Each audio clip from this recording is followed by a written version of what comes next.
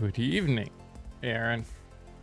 Spent a lot of the day at the Social Security Administration office. If you can avoid that place, I highly recommend it. I agree. I would love to avoid that place for as long as possible. You know? Love it. Would love it. Other than that fact, how was your weekend, Aaron?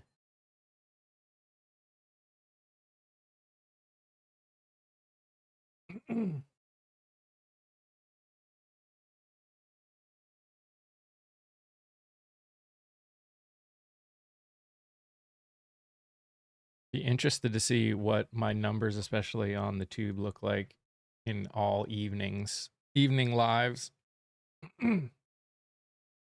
I have a feeling they're going to be a lot smaller than normal. Although they've shrunk a lot in general.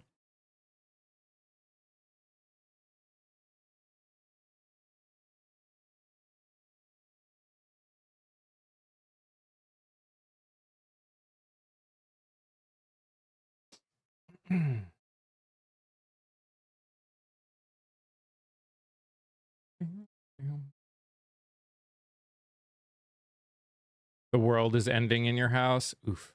I hate when that happens. The world ending is just the worst.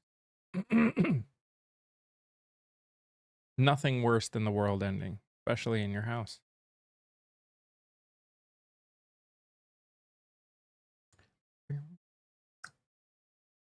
Yep. I feel you. Feel you, my friend.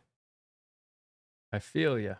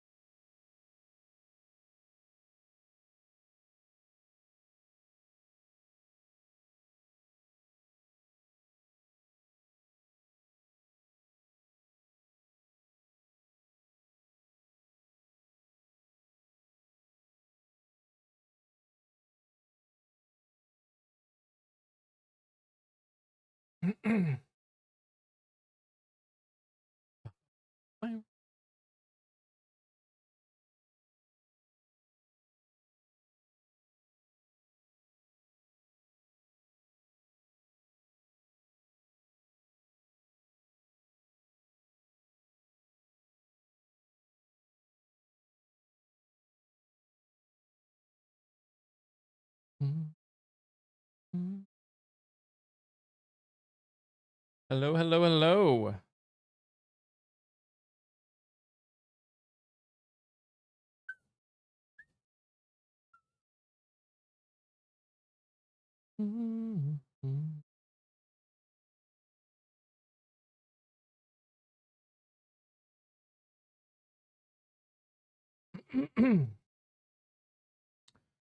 They officially announced it, I think today. So what they have closed officially is all Saudi traffic, not all traffic. So I wouldn't say it's complete end game, but it's definitely not going to make things better. What's up, Teach? So it sounds like at least at this moment, they're still going to allow other traffic, just not Saudi tankers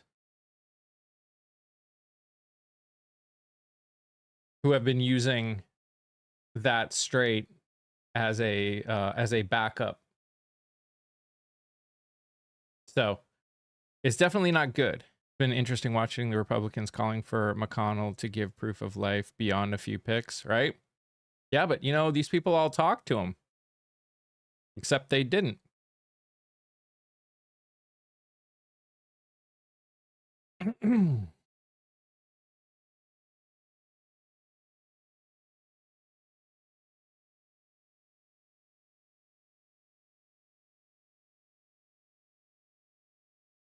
I would be surprised if Mitch McConnell is still active. and alert and can talk. But who knows? What's up, Jeremiah? Hey, Jelly. Good evening. Big Thunder Booms just started. Oh, yeah? I would not be surprised if the next couple hours we start getting them around here.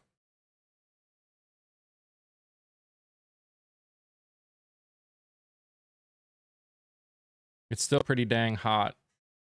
So it's going to start cooling soon, which will probably bring on... Oh, yeah. All to the east of us. A ton. Looks like we got some pop-ups. Hey, Siberia. They're headed your way. Mwahaha. I'd be surprised if he was... Yeah, me too. He was barely breathing in the first place.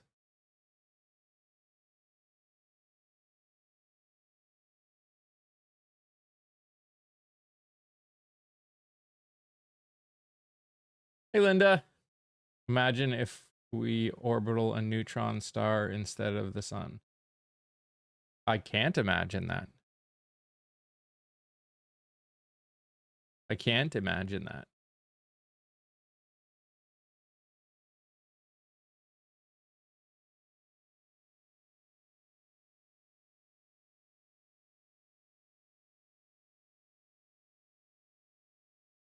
Thank you for the heart, Mies. Appreciate you. Tell me about the second strait. It's the strait on the Red Sea side.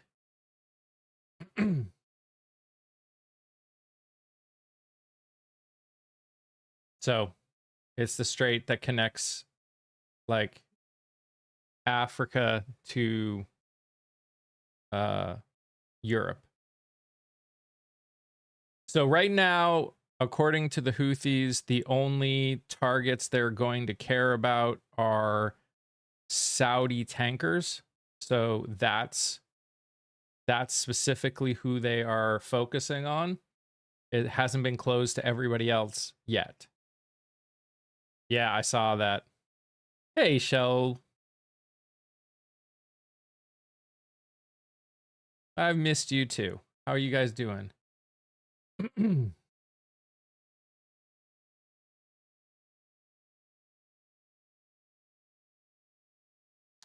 many ways, I would argue this is worse. But yeah, Jim. Yeah. I mean, in some ways, obviously, we're not to that point yet. But in some ways, I would say it's worse.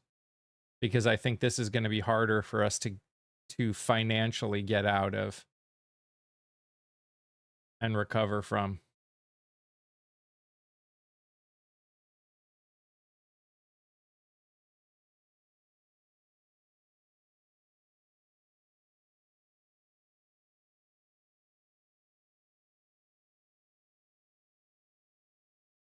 A lot of countries are a disaster.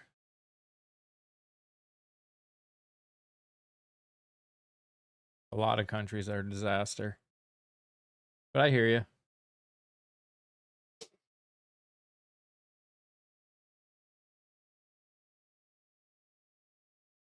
I think I think the thing that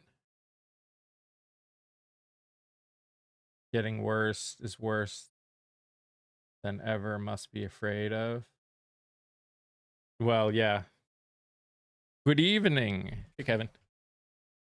I think the more frustrating thing for me is the fact that they tried to hide that service members lost their life in Jordan.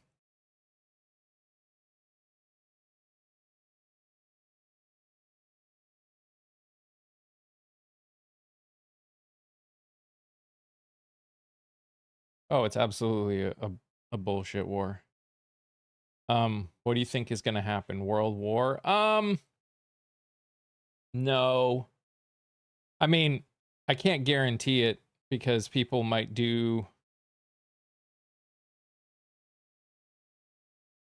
will take what down?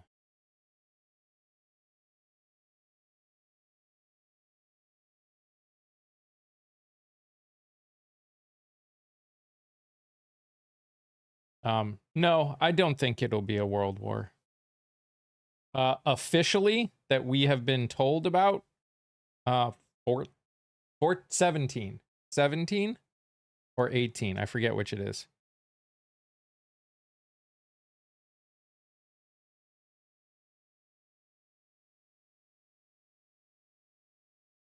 I do not think Iran is going to strike the US. I don't think it's actually, I mean, other than I think it's going to strike US bases. I do not think it's going to strike the United States. I don't think at the moment it has the capability to.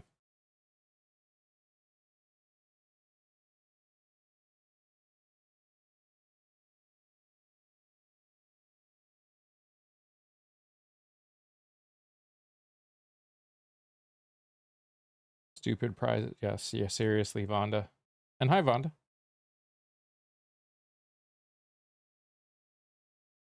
They attacked a US base in Jordan.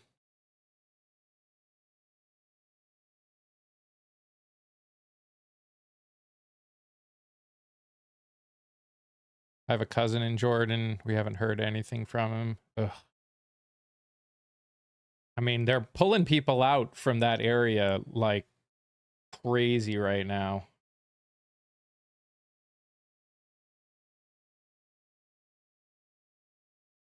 Also hearing that there's a massive shortage in weaponry from the United States, which isn't good either. What's the point? The actual point, I think there is no actual point past trying to be a distraction, and he thought he could win it quickly. Oh, prices will absolutely rise more. What was the other report I saw yesterday? Foreclosures have increased by 20% this year. Especially in red states.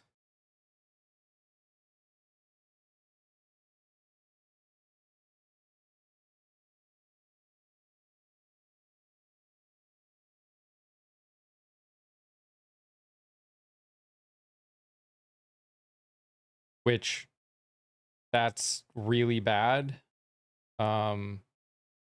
Precursor to, oh, is it 21%? 20, 21. I mean, I know that's a big number. Those can mean being big numbers, but still, that's our president embarrassed on the world stage. You mean when he tried to party with the Spanish team? Here's my fear. Other countries are being hurt by this too. They are blaming Iran. My fear is we get, I mean, it's possible, Silver. It's possible. California and New York City are not losing their economic strength. Actually.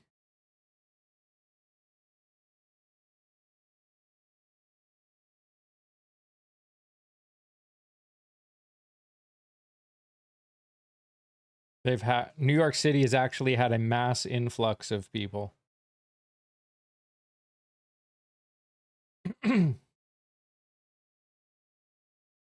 An uneasy peace with the Arab countries was better than the sheer hatred. Yeah.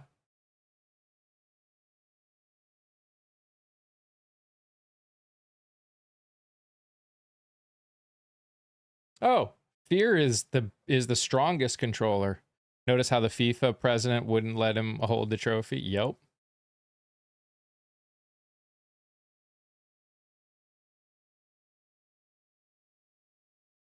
There's no such thing as he has no capability of staying in power by declaring going to war. We've had elections during wars already. There's nothing in the Constitution that allows him to do that. That doesn't mean he won't try. I'm definitely not saying that he won't try.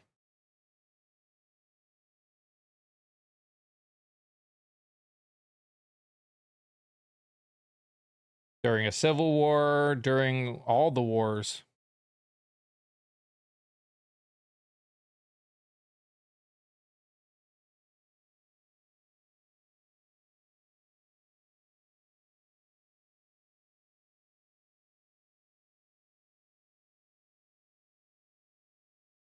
Try talking to All gone? What does that have to do with anything?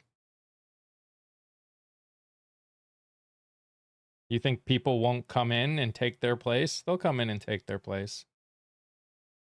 Too many people in those states for them to just for nothing to take its place.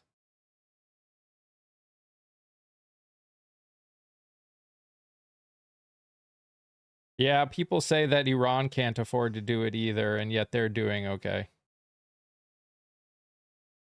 They're suffering, but they're doing okay. He's going to try and stay. He might. He might. I don't think he'll be able to, but it wouldn't surprise me if he does try. You have a question? What's up, Silver? I would say Americans need to be ready to fight.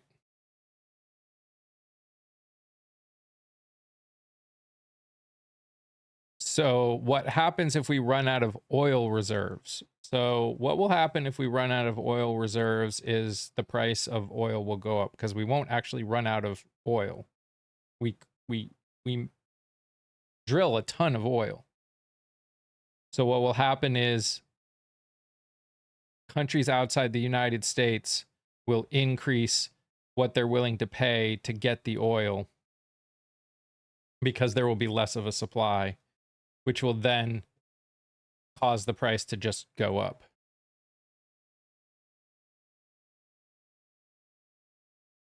Run out? I don't think we'll run out. Not from everything I'm hearing. Correct. Soldiers losing their life for this unnecessary war. Yep.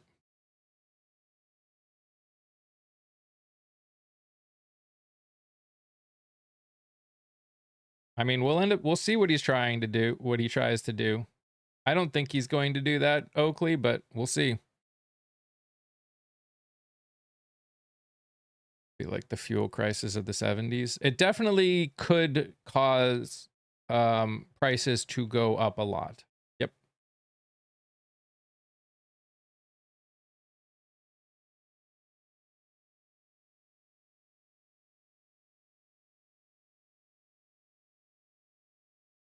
Yes, I did know that Saudi Arabia and Yemen were not friends with each other. In fact, this president, back in his first term, gave Saudi Arabia lots of armaments to drop on Yemen.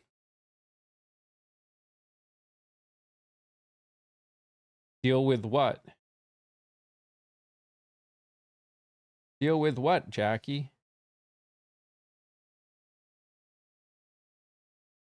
Actually, we initiated this. Iran was in negotiations and according to mediators was close to a deal, Mr. Slippers. Deal with the gas prices? Oh. Okay. Yes, it does leave us severely vulnerable. Now, there are ways that we could get around it, but it would involve doing something that conservatives would hate. Hey, Aaron. It is what it is. Tell that to people that can't afford to survive, Jackie. Tell that to people that whose prices are going to go up because the cost of transporting goods is going to go up. Saying deal with it is a very privileged and dumb statement. But, you know, thanks for playing.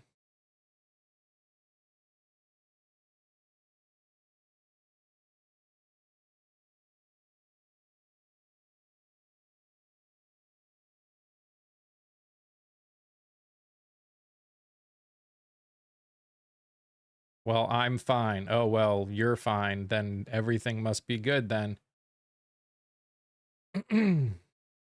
Prove it. We did not have to take action. According to our own intelligence agency, not only were they not creating any weaponry, they were not even attempting to create weaponry. We had absolutely a choice. The war did not have to happen. It's a dumb statement. We are not going to win. Oh, we are going to win. Democrats are going to win Michigan, Kansas, Maine. We're going to. I mean, it's possible, Grace. Possible. Oh no, this war was absolutely all BB. This war was absolutely all BB. He's been saying the whole 2 weeks until they've got a weapon thing, and he just found someone who was willing to do whatever they told him to do. Bullshit, Dane. Prove it. There's no proof anywhere of stealing. Grow up.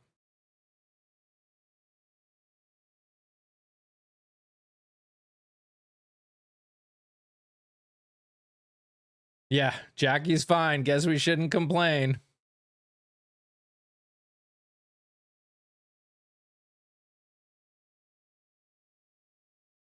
Iowa's has some real chance of flipping again too.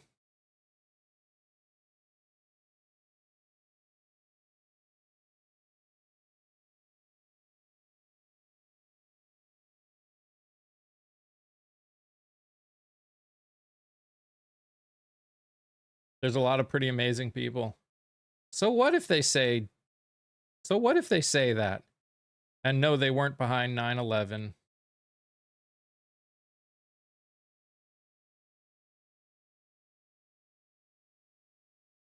And we've stuck ourselves, our noses into Iran's politics plenty ourselves, even before what happened.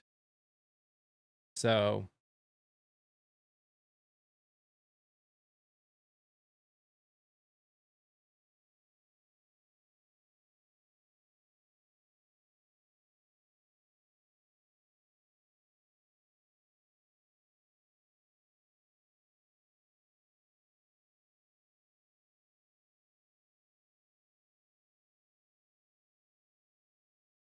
didn't Rage Against the Machine warn us about this stuff? They did.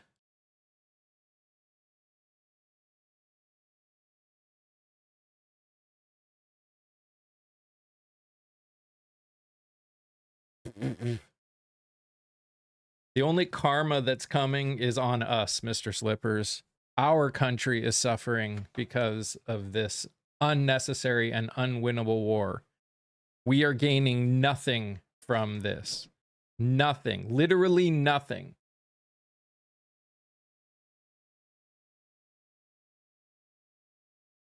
I think most people are. I hope so, Lexi, and I hope they vote with that feeling. I hope they do. Yes, Annie Andrews is pretty cool.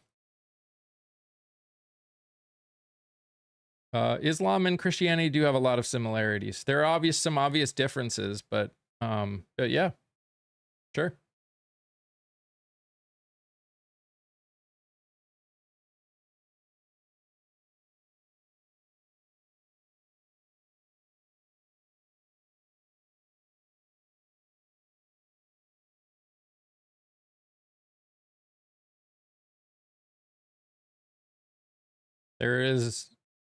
We're not creating any peace. We are the problem.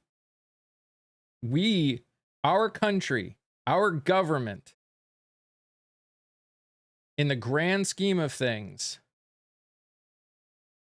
are more terrorists than anybody in the Middle East right now.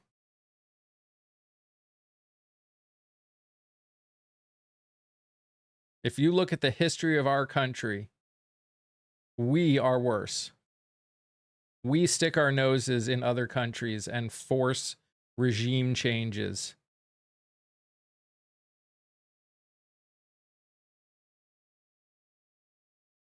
What's going on? I'm working a musical during the day, Carla. So for this week, I'm going to be live in the evenings.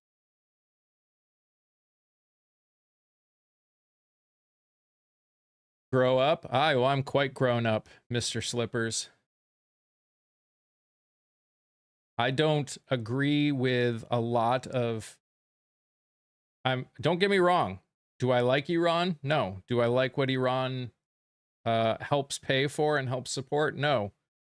But I'm not going to sit here and pretend like we're all we're that much better when I would argue in many ways we are worse. Just because we have all the power means that we get, oh no, I don't care about Republican Party. I mean, I'm anti-Republican Party in the sense they're a corporation, just like I'm anti-Democratic Party. I'm anti-corporation running our country.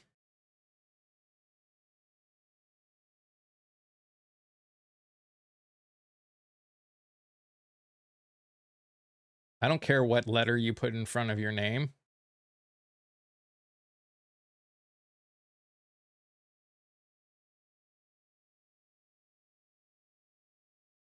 Literally don't care what letters in front of your name. I care that you align with my fundamentals. If you align with my fundamentals, that's what I care about.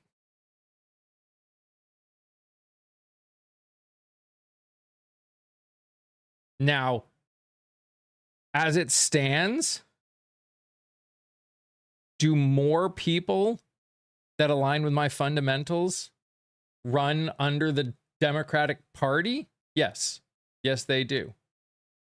But I don't care about I don't care about what letter is next to your name. I look at every person running for office and I hold them equally accountable. I know, Lexi. Or what was it? I heard 4. Or was it 3 more like today? I think identity politics is one of the worst things that's ever happened in this country.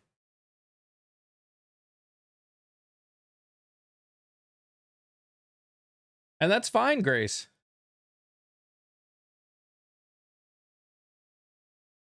I mean, I had no issue with Plattner until I found out everything that he'd done. And then I held him accountable and said he needs to step down right away. Because again, I don't care what letter is next to your name.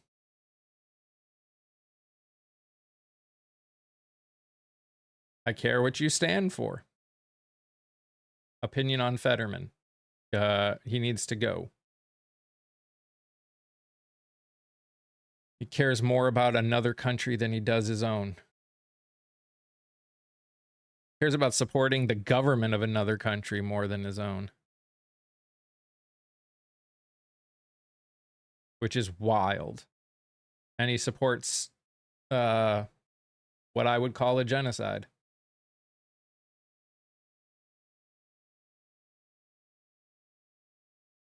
Hey, Lori.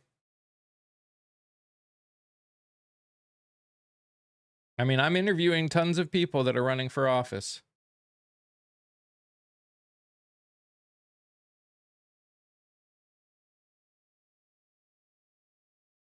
I'm trying to put people in that want to be held accountable and fight for the people of their district.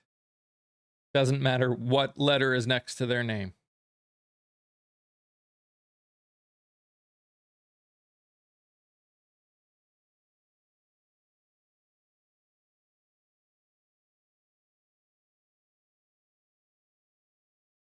Cancun cruise in Texas. I mean, I agree. I agree.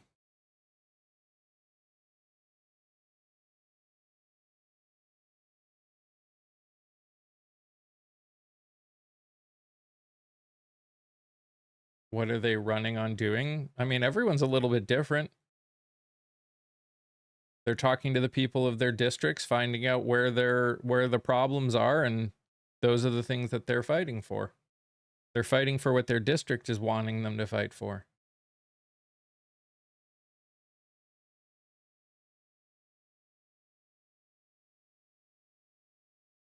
They actually care about the people of their district. It's a distraction. It's a distraction if we let it be a full distraction. It's not a distraction in the sense that American citizens are losing their life because of it. Still need to pay attention to it because it's costing us hundreds of billions of dollars and people are losing their life.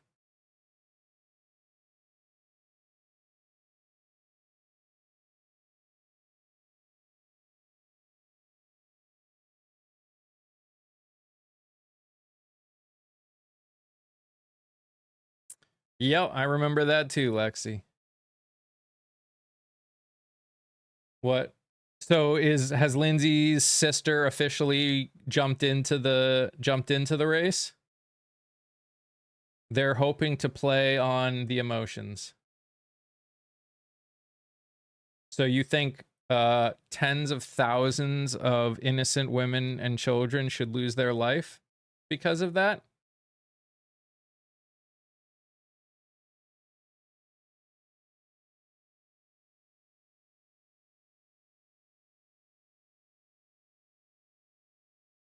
Again, I am not in any way saying that the government of Iran is a beacon of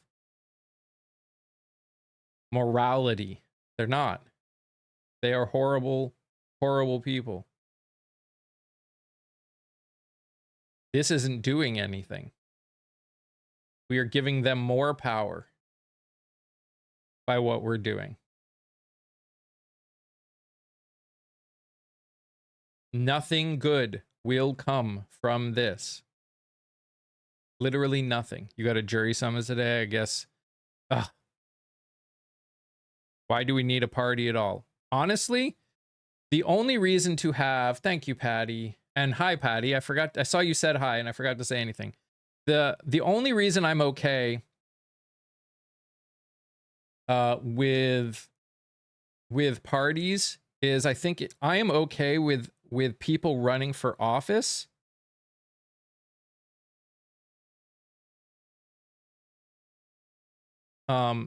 associating with a party, because it allows people that kind of think similarly about things to help spread their message more.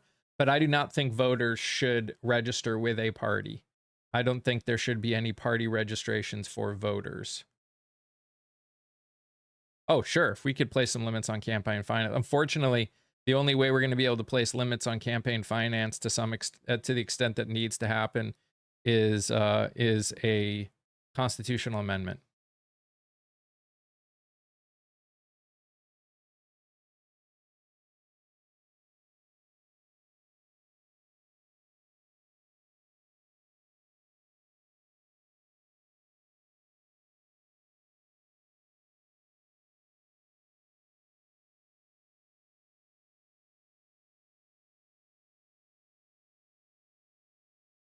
I mean, even if they didn't fire the people who actually understood the dynamics of winning a war, aren't understanding that we cannot win this war. Like,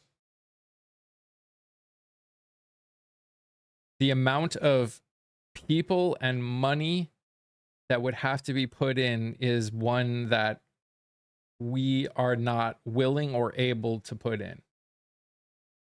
It would take millions and millions of soldiers and pretty much every bit of money that we make. And there's still no guarantee because they live there forever and they know the mountains and they've got a lot of other things for them that we don't have.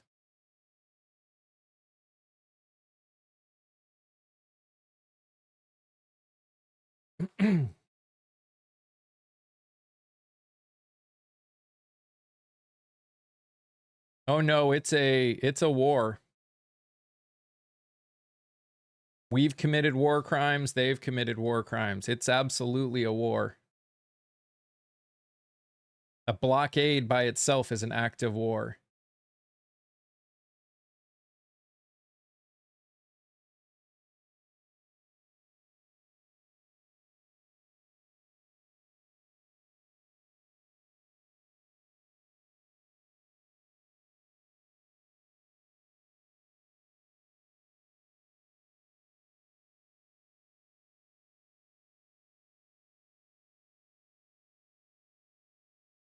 I mean, Janny, he's always wanted it, but this in the end, this is definitely now Trump's war. Hell, he's going it alone right now. He's going at it more alone than he was before.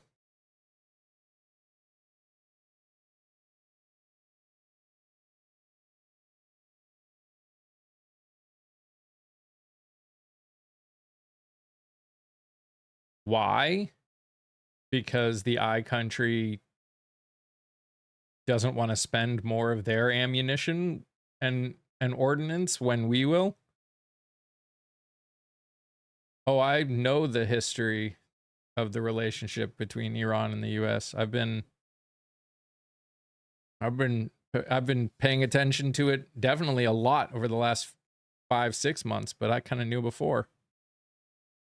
What does he want? He wants stuff to be written about him.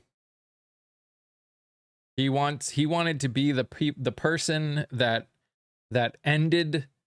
He wanted to have books written about him. He wanted stories about him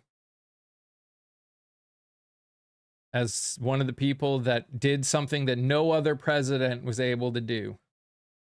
And he did that. He did something that no other president was ever did. He got the Strait of Hormuz and the Strait of and the Bab el Mandeb Strait closed. He did something that no one else did, because no one else was stupid enough to do it.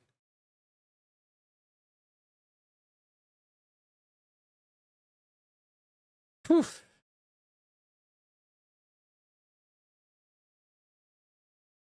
He's wild. He's amazing.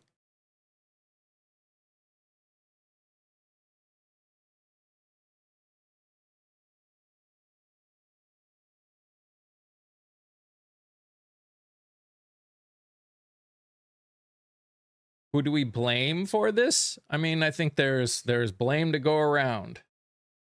Which part are we talking about? The war?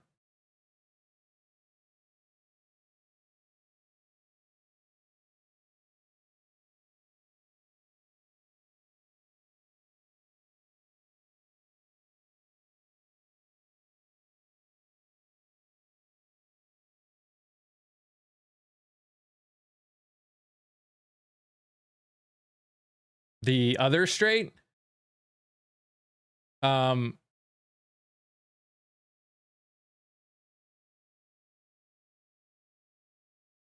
to remember the reason that they said. Let's see if I can find out the specific reason. Now, that whether that's the actual reason, I don't know, but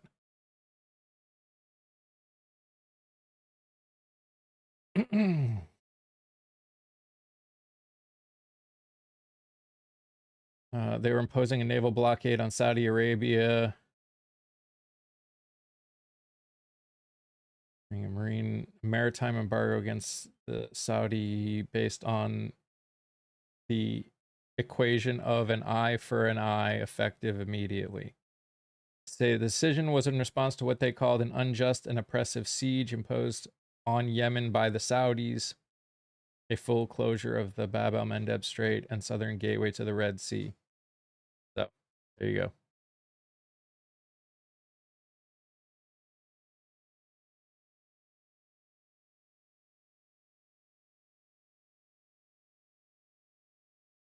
He wanted to be famous, now he's infamous. Yeah. He sure is.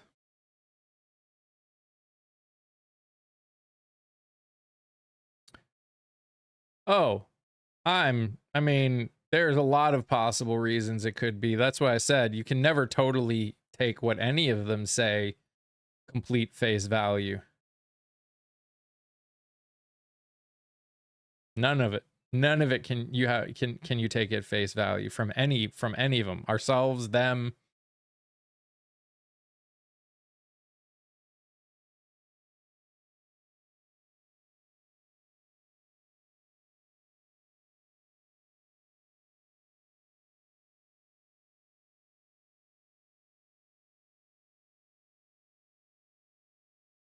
They're trying to make people suffer because of what's being done to them.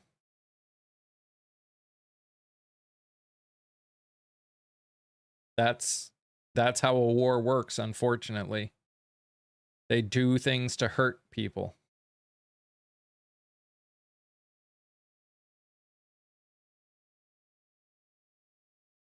I'm surprised it didn't happen earlier.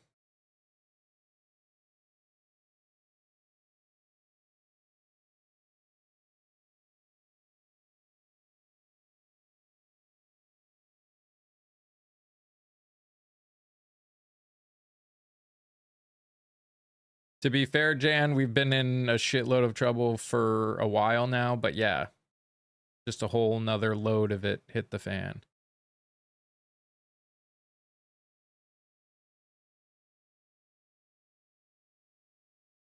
Yes, Saudi Arabia has been using that strait as a second as a backup route while the Strait of Hormuz was closed.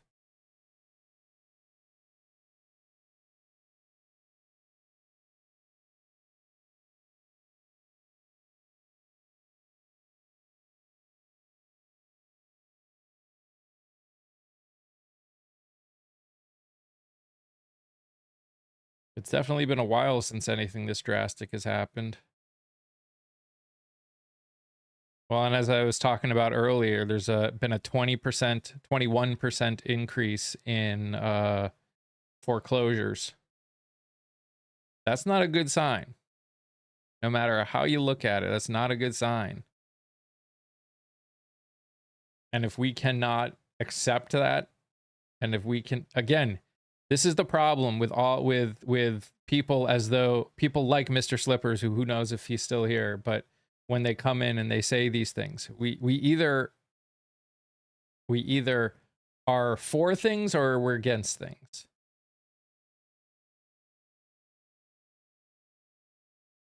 We're either against things or we're not against things. We're either for holding people accountable or not for holding people accountable.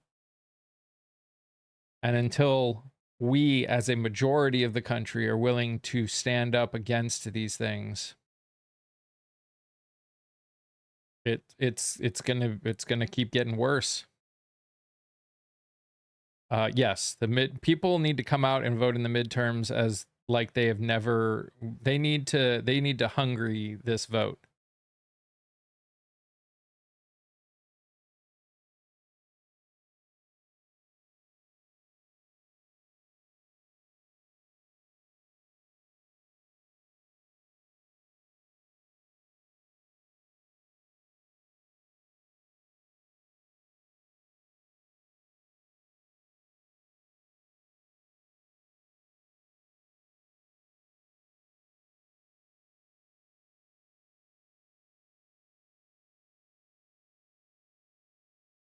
But it's not.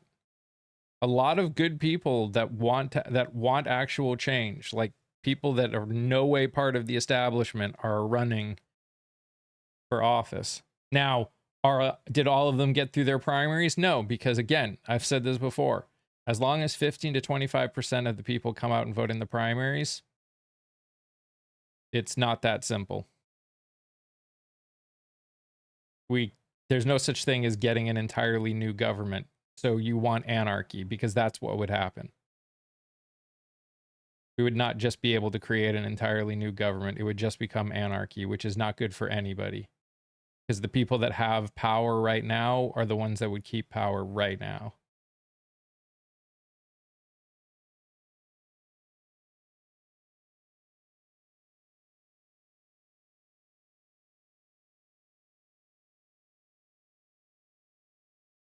Well, they wouldn't go to their tunnels. They already have everything. They already own everything. There just wouldn't be any laws to prevent them from having their way now if we were in anarchy.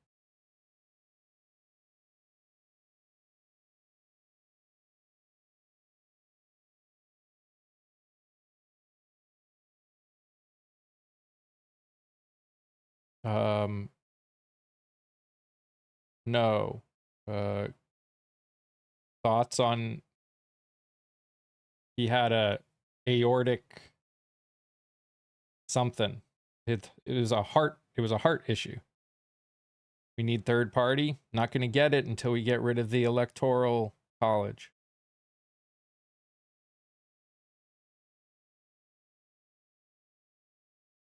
Not gonna get it until we get rid of aortic dissection. Thank you. Not gonna get a third party until we get rid of the electoral college, and until we can get more people, have people pay attention to state races.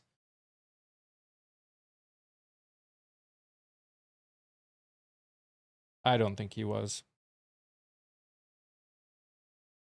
There's no reason.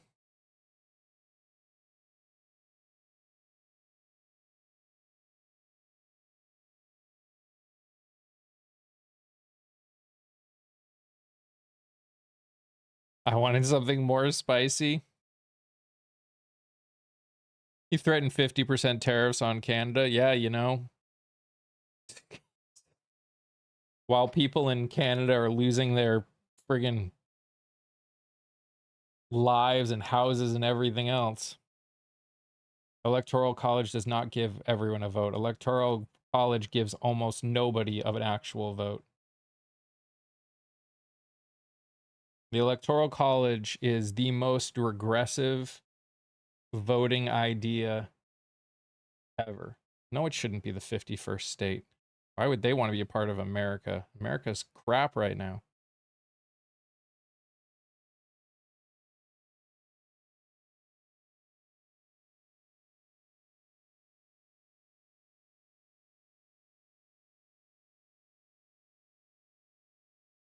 Without the electoral college, only a few states would not pick the president. Shows you know nothing about anything.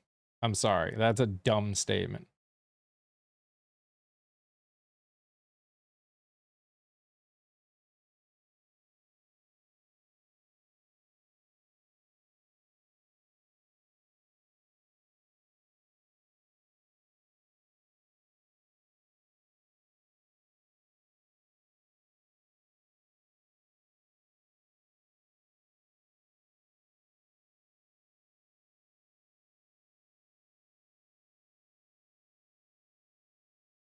Both Canada and Mexico sent help with fires. Yep.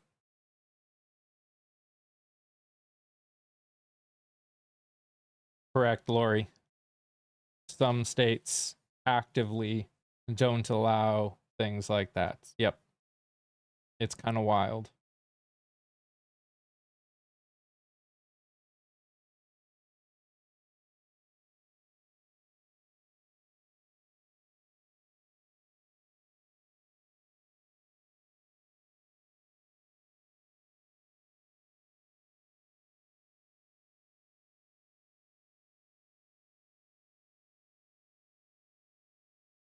Like, full out towns are gone in Canada.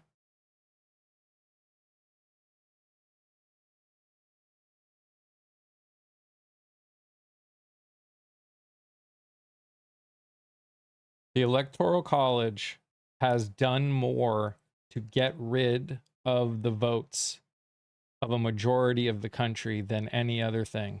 No, they would not. That's a lie, Greg. You think there are no Republicans in New York or California? That's a bunch of bullshit, and you know it.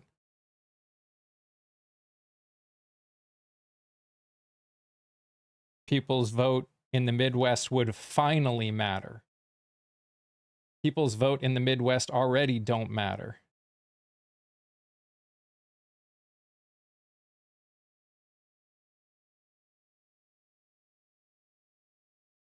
That's why when presidential elections happen, presidential nominees focus on 7 states, and that's it.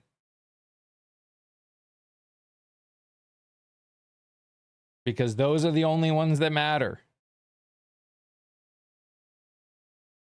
The only time a state matters in an electoral college is if they think there's a chance that it could go one way or the other. Unless they think it'll go one way or another, it doesn't matter. The electoral college is what you have been told. It makes your voting matter, but it doesn't. You have been lied to, Greg. That's what I'm telling you.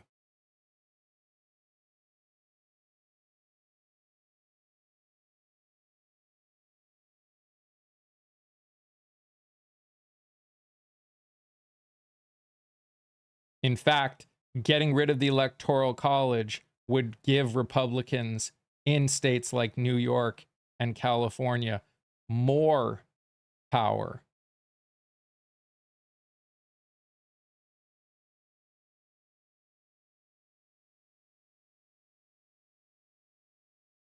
It would give Republicans in every blue state in the country. You'd get their votes.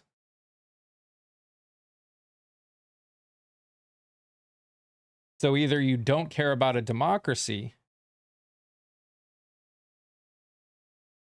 you only care about winning. Do you care about the people in America? Do you care about their vote mattering? Do you care about everyone having a say? If you care about everyone having a say, then you should not want an electoral college. There is nothing that takes away the value of someone's vote for president more than the electoral college. Nothing.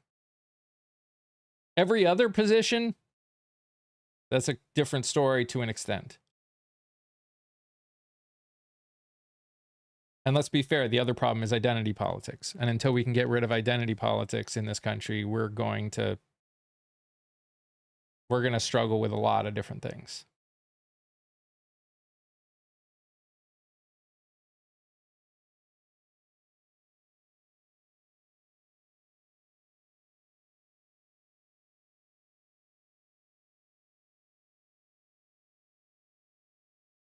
It's outdated anyway, back when horse and carriages are the bottleneck for communication. Yep.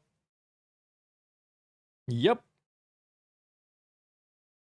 We should be making it easier for people who are allowed to vote. And for some reason, we think the best way to make things better is to make it harder for people to vote, is to make people's vote matter less.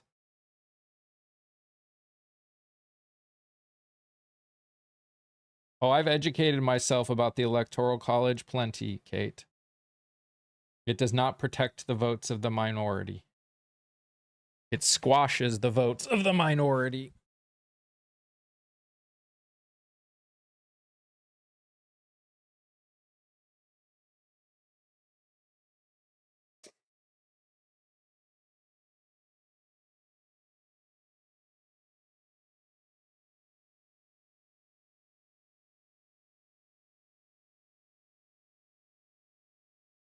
Literally squashes the vote. In every state, the Electoral College has squashed the vote of the minority.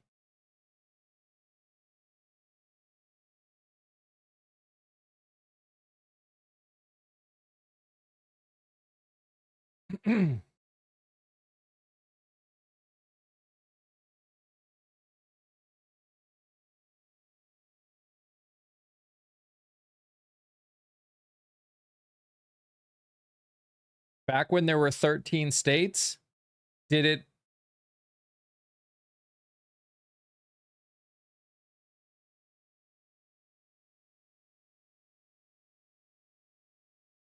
Back when we had 13 states, was there at least somewhat, like, did they make a different argument for it? Sure, maybe. But right now, no.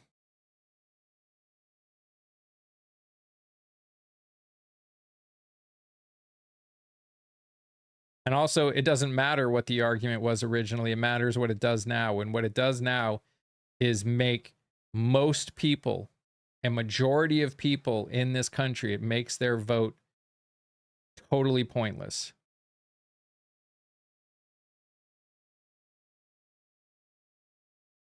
You are correct, Marty. It is not helping with affordability at all.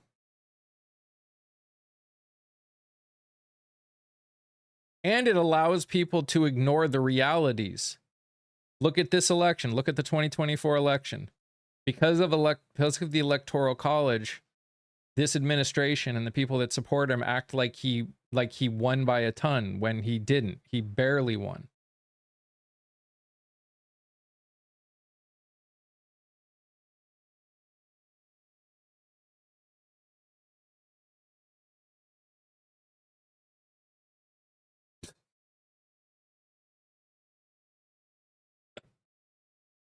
Gosh. That's all you got? Dang. Whew. Guys, make sure you're wearing a clean hat at all times, or this guy won't listen to you. Can't listen to someone who doesn't have a perfectly clean hat, forgetting that I've had this hat for like 10 years and wear it all the time because it's one of my favorite hats. And yeah, it's probably close to the end of its life, but it's still one of my favorite hats. So I'm not ready to give up on it yet. Thank you, Patty. Thank you, ma'am.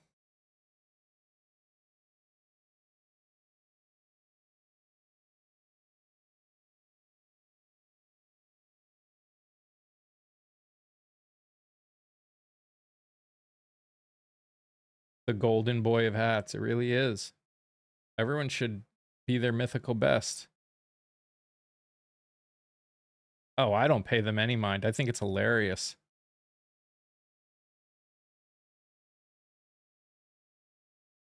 What comment on the tube? No, he's gone already, Ghost. Aaron got him. I tend to wear my hats until they're long gone. I've got a hat that like this part of the brim is like coming off. Oh no. No, I don't block people after my feelings are hurt. I block people that don't deserve to have a right to speak in my channel anymore. My channel. I am God here.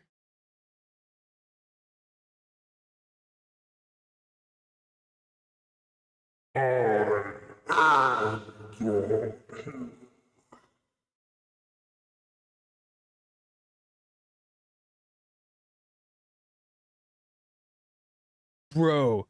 Wait. Bro, just because your hat is old doesn't mean you can't wash that shit. You wash your undies.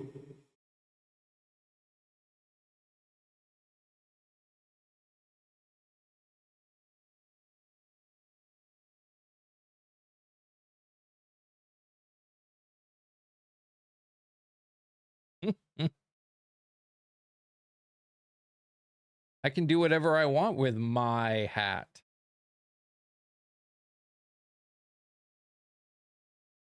You literally don't know what I do with my hat.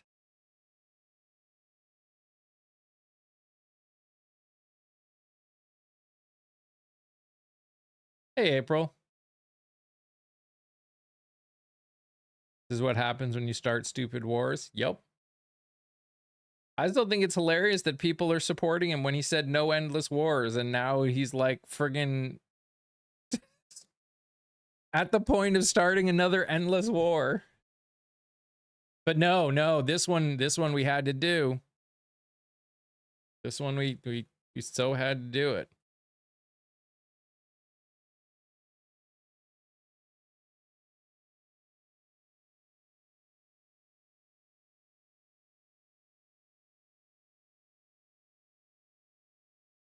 Because, you know, if it didn't happen,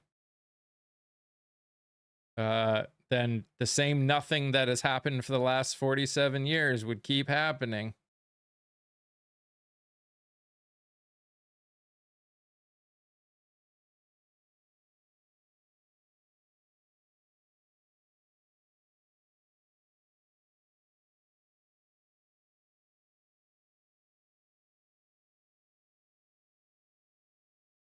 The other thing I've noticed is people don't know the difference between blocked and muted, which is funny. Hold out, organized denial, and dumb legal theories like unitary executive. The opposition R or D should have assumed a criminal conspiracy and started a case.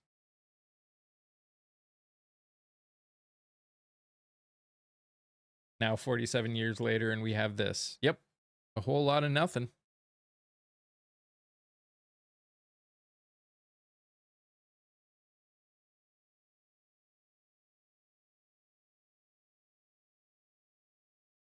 I mean, you're right, taking notes.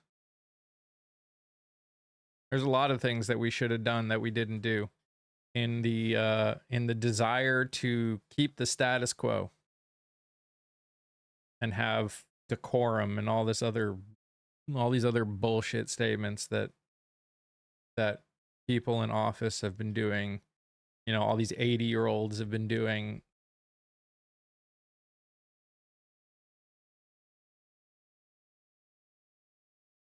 Is wild. Absolutely wild.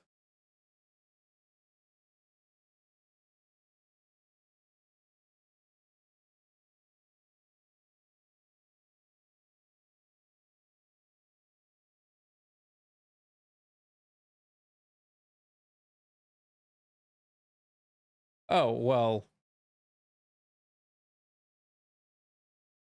sure.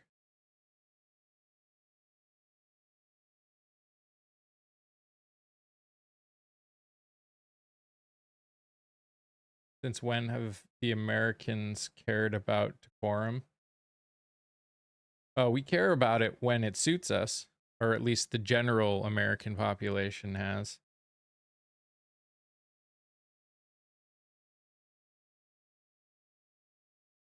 Oh.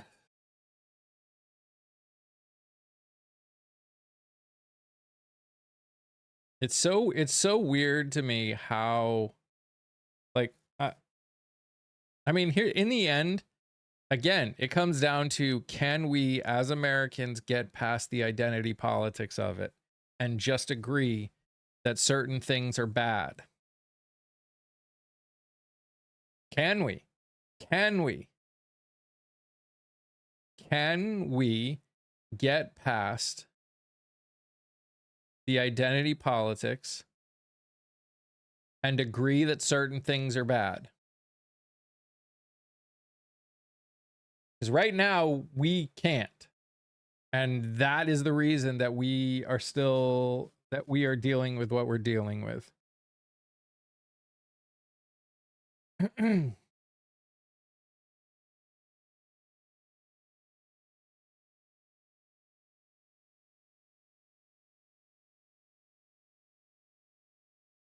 It's more than just him. He's just the poster child of the problem. He's the face. He's the result of a problem that has been happening and building for a long time. We as the American people have allowed ourselves to be led by identity politics.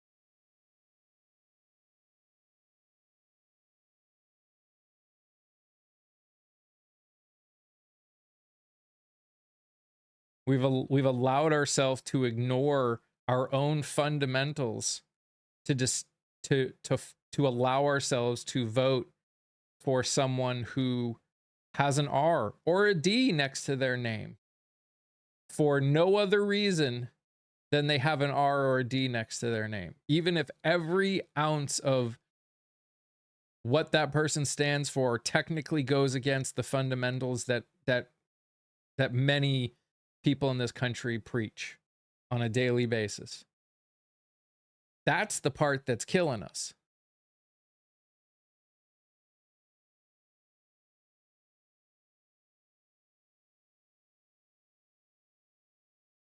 And until we can figure out a way past that, I don't know. I mean, I'm doing my best here, but like, people come in and they say stuff and I try and start a conversation and be like, what do you mean by this? And then they don't talk.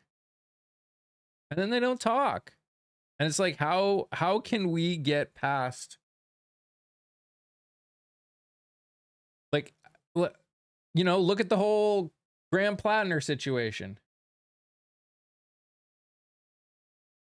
The fact that that Republicans are acting as though the reason that Graham Plattner stepped down is somehow worse because they think Democrats supported it when they voted for someone who did the same thing. That's what I mean. That's the problem.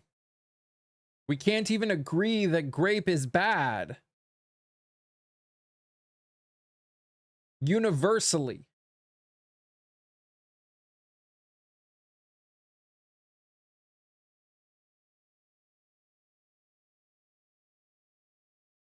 Both sides say it's bad,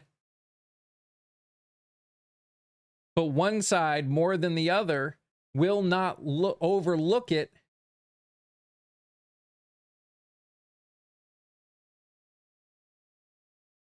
if it's someone who they identify with. So the food pantry I volunteer at had to close early again because it ran out of food for today. Ugh. Yeah, that's not good. And unfortunately, I think that's going to be a larger and broader issue. But this is the problem. This is the problem, even for me online. Like, the stuff that we need to do gets me 44 people in here. But this is the stuff that needs to happen if we actually want to fix this.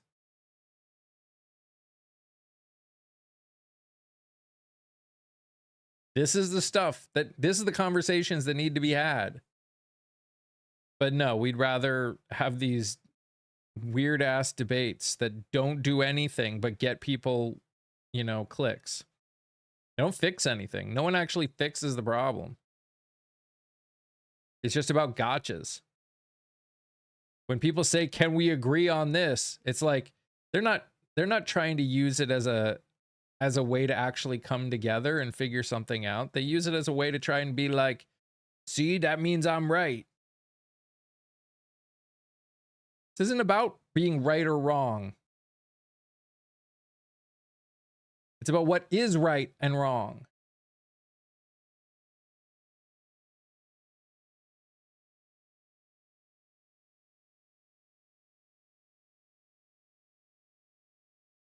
You knew how to fix it?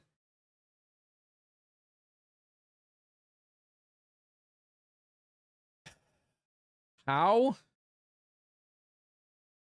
We've got to, there's lots of different ways. As someone who's trying to do this online as a platform, we need to help platform people that are doing it the right way and not give the clicks and views to people that are not helping anything.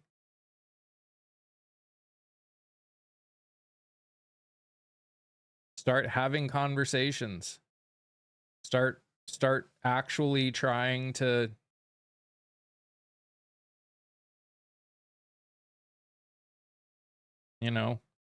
until especially if you're someone like me who has the capability of having, like, again, if you are someone that has had to deal with racism, sexism, to a point where you can't have a conversation with someone from the other side for whatever reason, then don't. That's fine. But the people that can need to start doing it more. Need to start pushing, again, need to start platforming people that are doing it right. Whether it's me or other people that are running, that are content creators.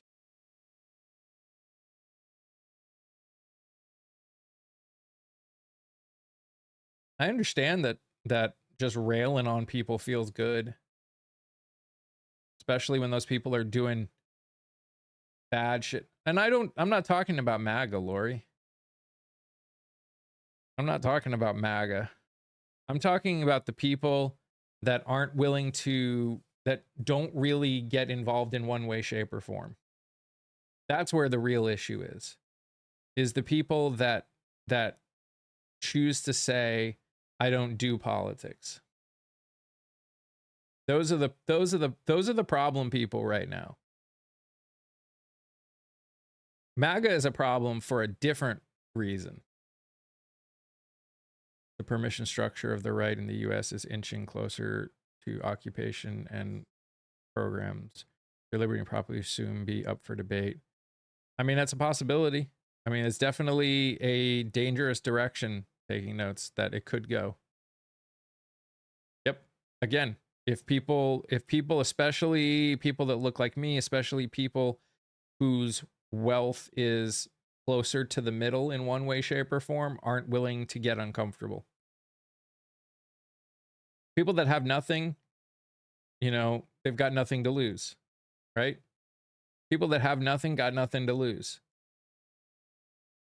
It's the people that have something they could potentially lose, seeing how important it is to step out and step up and be willing to lose stuff. Even if they don't end up, but be willing to. You have to be willing. You have to be willing to get uncomfortable and be willing to lose. Again, for people that are in that middle class area. I saw that. I hope it actually happens. It's really sad that other countries are holding more people accountable than we seem to be able to. Not that they're great at it, but they're better at it than we are. Right now, especially. But we've always been pretty sucky at it.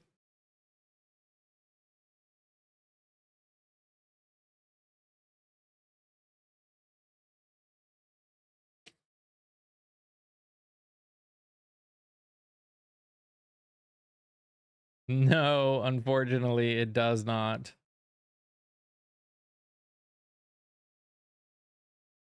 No, he's already said.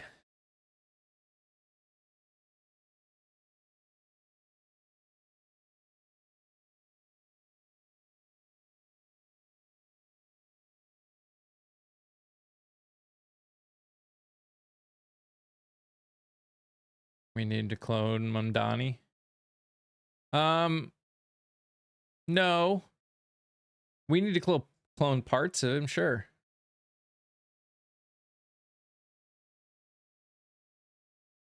I think there are parts of Mamdani that every country needs, or that every state, that every county needs. But the reality is also every area is a little different, and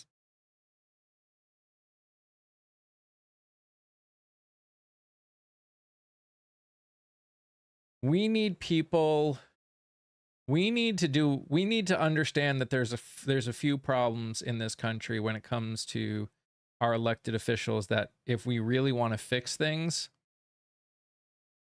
we need to make some changes. Like, we need to increase the number of representatives in the House. We need to double them. And what we need to do is make gerrymandering illegal, whether racial or party. And what we need to do is make districts based on things like rural or city, and maybe fitting some suburbans in on each or something like that. Or if there's fully suburban districts, that too. But the problem we're experiencing right now is, you know, we've got people that are trying to represent like 750,000 people. And you got people that are city people and rural people. And you can't, like, the needs of both of those two different areas are completely different. So how can you actively represent both areas well when the needs and the pains of both of those areas are completely different? Those are the kind of things that we need to actually make changes for.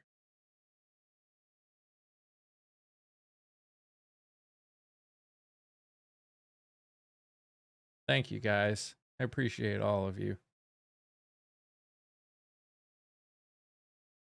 A lot are, Aaron, And that's the problem.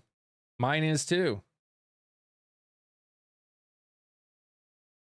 Almost every district at this point is starting to become that way. Because when you have to fit 750,000 people in it, it's almost impossible for it not to be that way. That's why I say we need to, cut districts in half.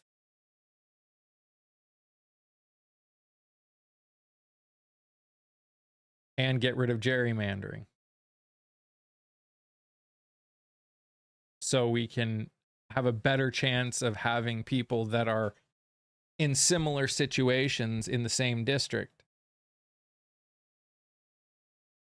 Oh yeah, well, so was mine. Mine was made that way to diminish the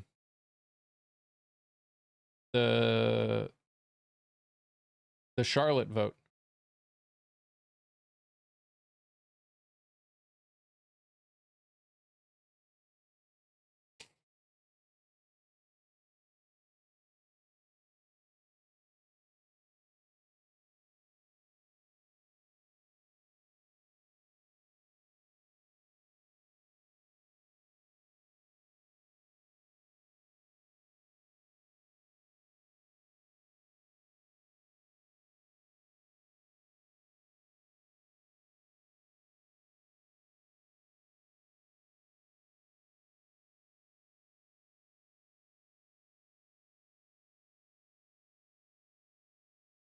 Voting is so complex, so many variables. I disagree.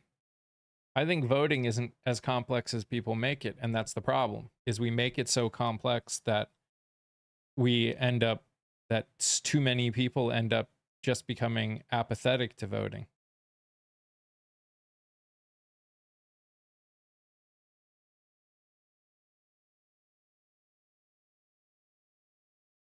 Well, yeah, if we're talking the actual act of voting, sure.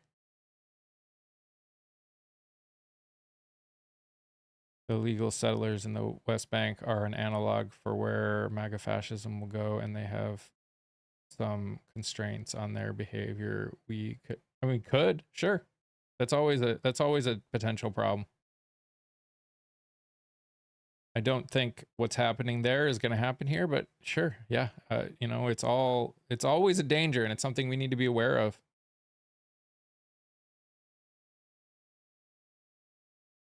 Oh, the understanding of the whole process. Sure. Yeah. And that's why people who do not spend time to understand how things like voting works in pretty much every state don't understand how safe the voting process actually is. That's why they can be convinced that votes that people can cheat in the way that this administration has convinced them that they can.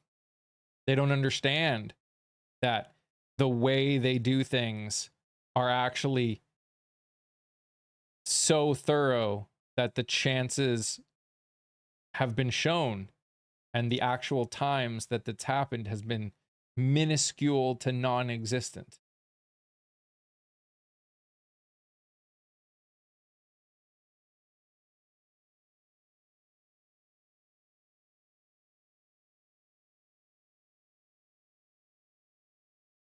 Now, again, is it perfect? No, I think there are probably things that we could do better. But I also think we need to have more places for people to vote. We need to do things to encourage people to get out and vote, not try and make it harder for people to vote. So,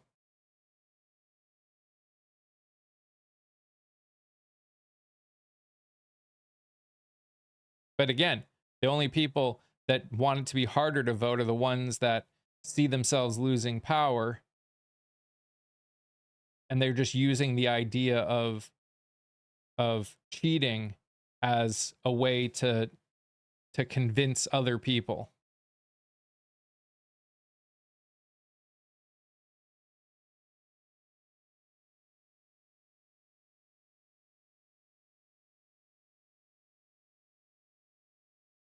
So easy to vote in my suburbs. Grew up in Brooklyn and it was rough. Yeah.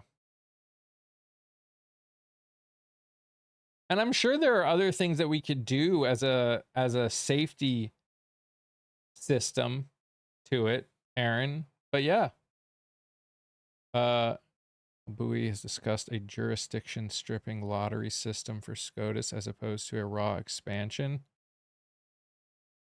I mean, I would need to see what that was like, but I mean, I'm sure there are lots of ways that we could do it.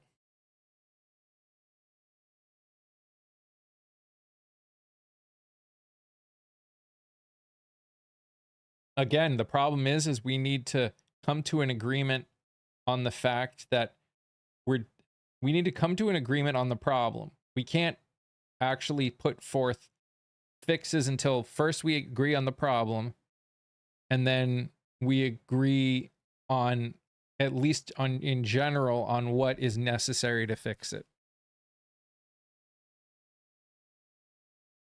There might be some different ways we can get to it, but if we can't come to agreements on things, we can't come to basis agreements. What conversations can we really have?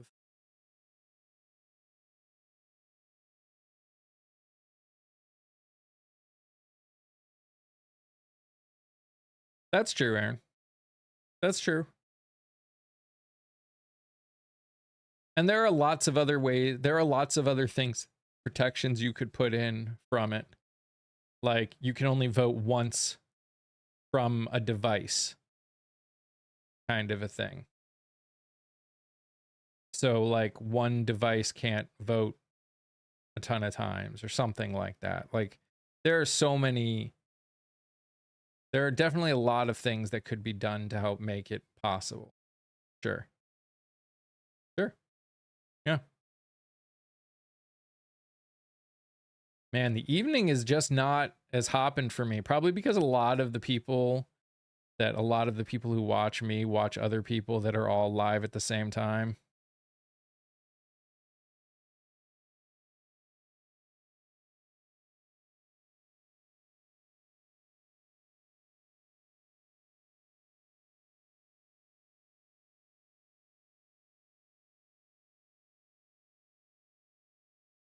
Lewis has like 18 people. Yeah.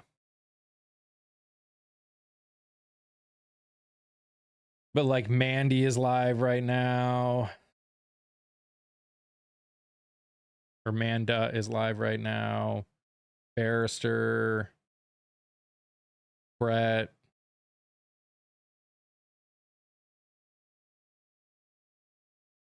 Are we switching up schedules? Just this week, April. So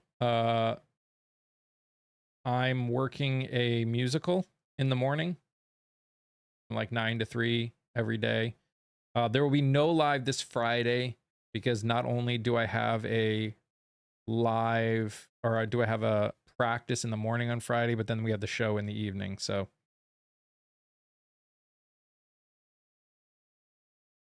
but yeah, so the rest of this week I will be live at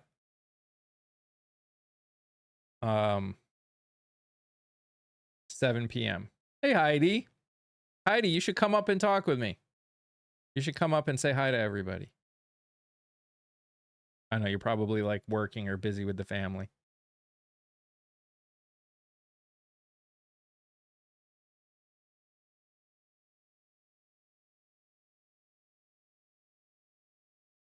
Baby bedtime now. That's fair. I guess that's acceptable.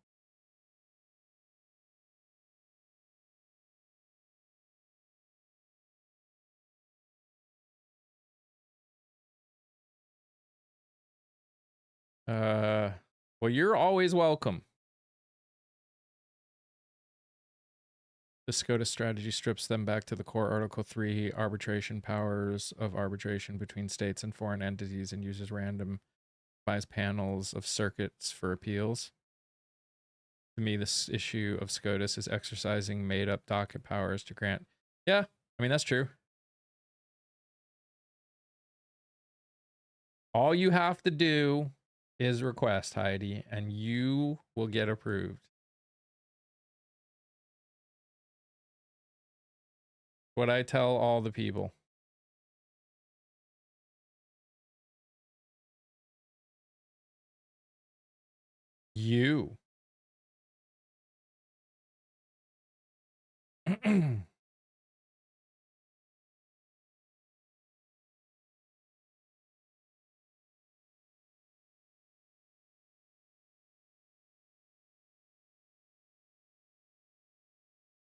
Yeah, there are a few people that go at different times that are part of the community, so I understand it's hard. And again, I understand that my content is not exciting. Like if I wanted to be exciting content, I would bring up some of these MAGA people that want to come up and debate. But what would be the point? In the end, what would be the point? And I know it doesn't help me as a content creator to do it like that, but I also, there's enough people that do that around here. And I just don't want to be one of the same kinds of people. So I'm hoping that I can survive and keep going the way that I'm going until we get to a point where we're past this, gotcha debate culture. And maybe people will be like, oh, we want to go to someone who's actually trying to fix things.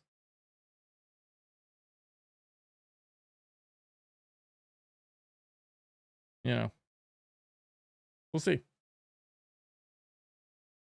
We shall see. But yeah, the musical's fun. It's always fun. Getting to set up lights, do sound.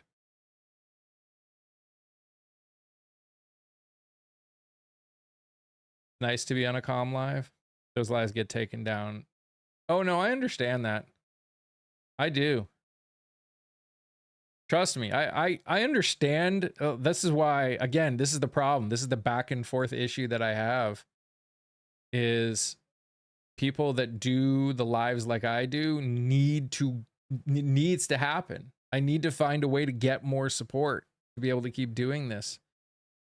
But this is like a long game live, right? This is a long game live. This isn't a fix things in 6 months live. This is a fix things in 6 years live. Scott tries to get Lewis taken down daily. That's true. He's pretty good at it.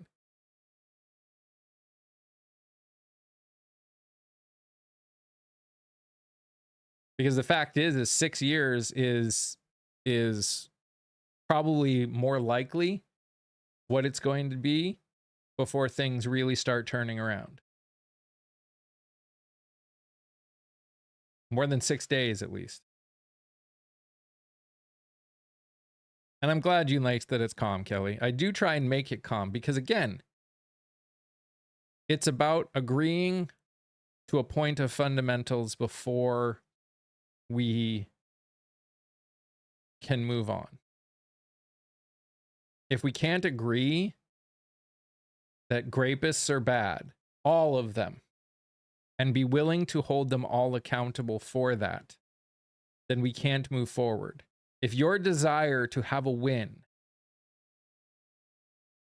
to have someone who says they're a Christian, to have someone who has an R next to their name, if your desire to have them in power is so great, yeah, but it's only when there are certain things going on, Ghost. If I do certain kinds of watch parties, I'll get like nobody. I'm always going to do watch parties on the ones that I know will get views.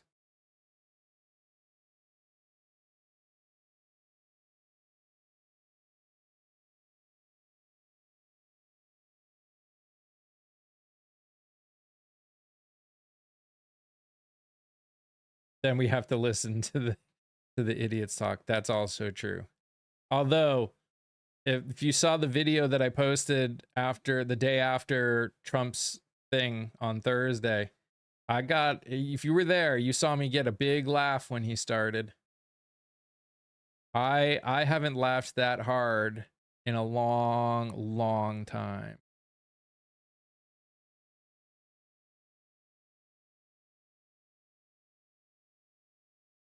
It was hilarious. Oh, yeah. It was a bunch of nothing burger, especially after I read the files that he posted. I was like, literally none of this says what he says it says, which is absolutely hilarious. Which is why you're not seeing anyone talk about it really anymore.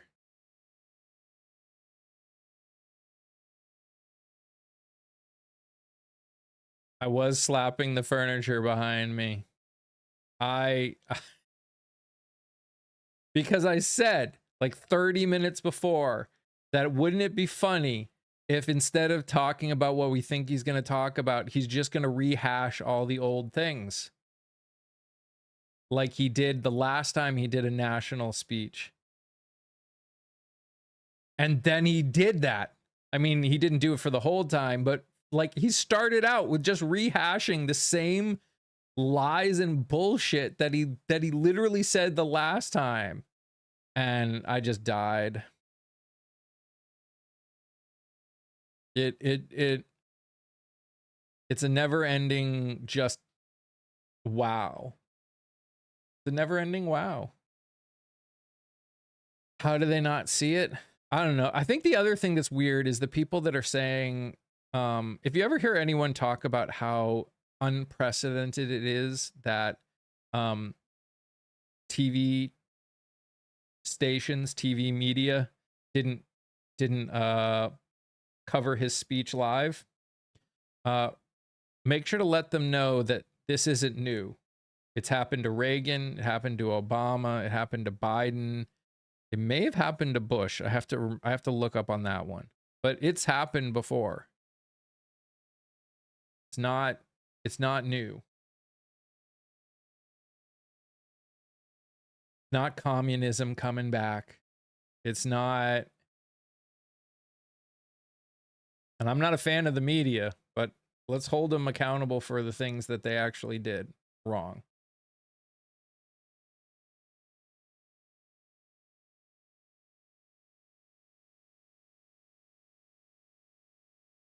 No, it hasn't. You have no source. Actually, I do. I have lots of sources called history.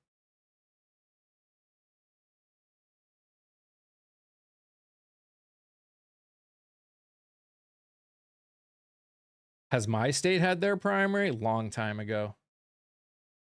We're in North Carolina, so the primaries happened here a while ago.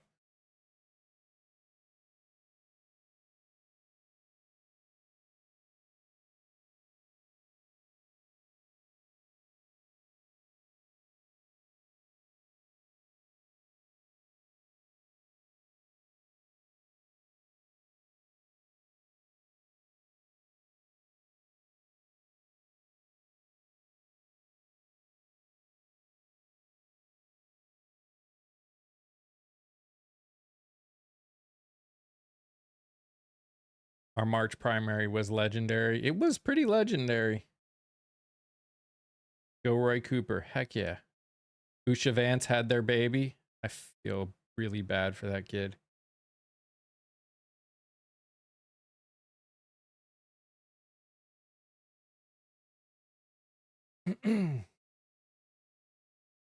So it happened to Biden in 2022. It happened to Obama in 2014.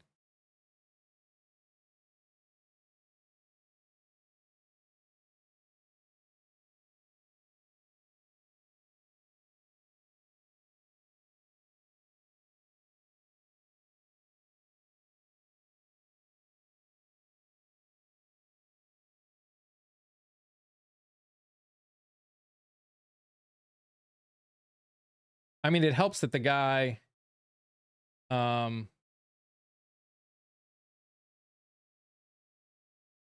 he's running against is an absolute piece of shit. Like a worse piece of shit than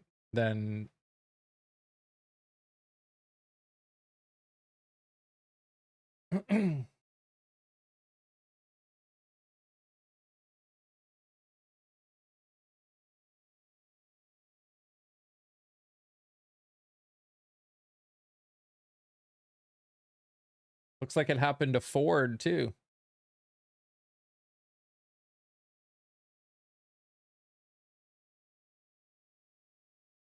See? It's happened. Do you think we'll ever get actual proof of life? No. I think they will keep going like this until all of a sudden they will say, oh no, he just happened to pass away in the night. that is more likely what I think will happen. And hi, Kelsey. I'm sorry I did not respond.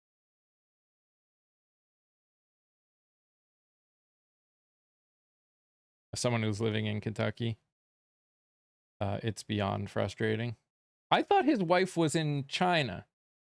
That's why I was surprised at a picture with his wife. Me and the family just came back from vacation in North Carolina. Rode Tail of the Dragon. It was a bucket list item. The weather in West NC is so much nicer than here in East Texas. Yeah. Oh, okay.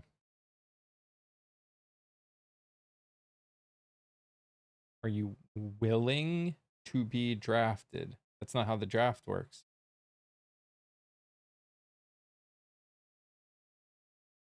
Not a willing or not willing.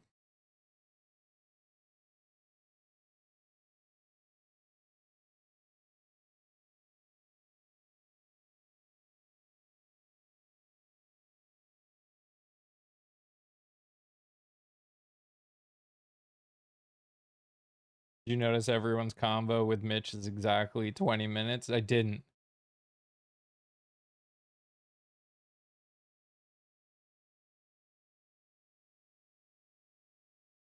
Do I think he's on ice? No.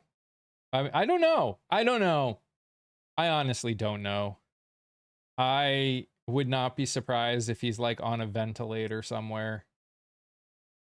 Like if you take off the if you turn off the system, he's going to be no longer with us, but they're keeping him going just to say he's still alive. That wouldn't surprise me.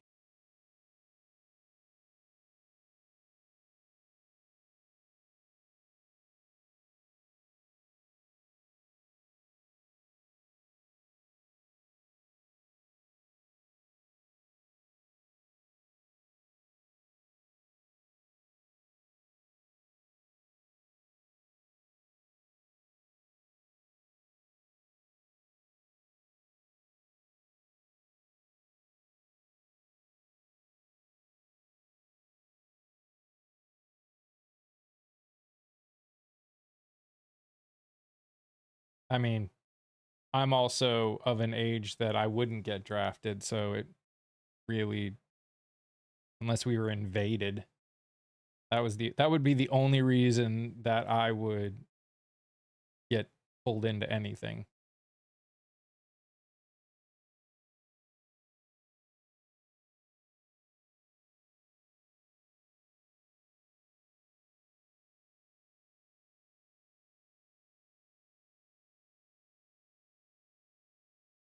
Is his wife a US citizen?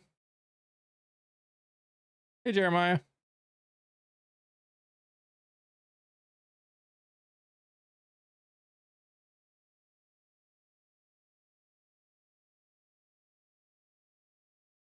I need to do a special election, and now draft trip said is 18 to 42 now.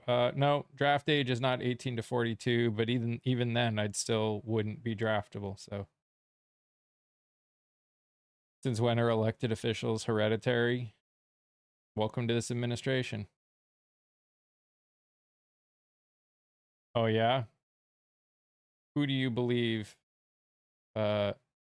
is invading the United States? She is a citizen? Okay. I mean, I guess it's possible.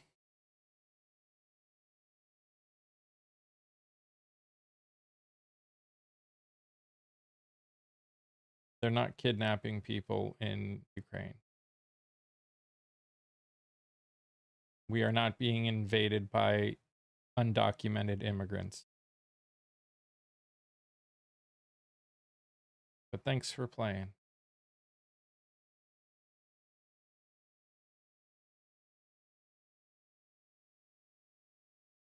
I saw that she was considering running to replace him in the election too. Yeah, Aaron. I don't know. I didn't hear whether she decided to do it, but I heard that she was considering.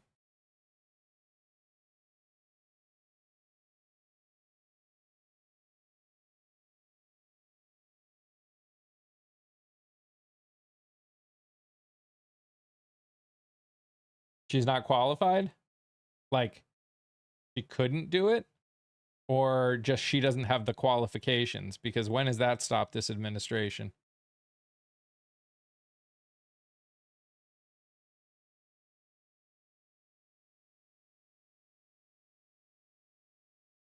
Can we agree to make AI bot farms a felony? I'd be okay with that.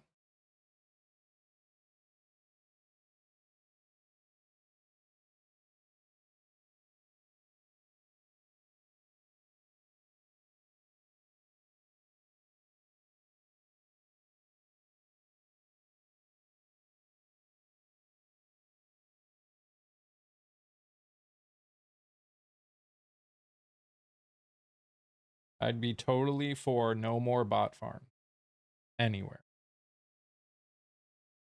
I'd be down for that.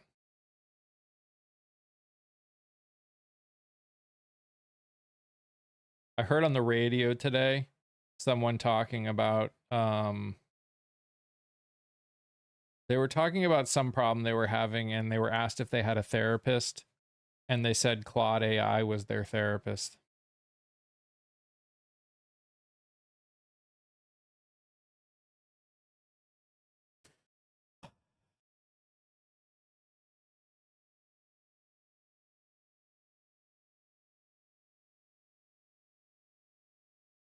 Shane, Laura, Lewis must be done.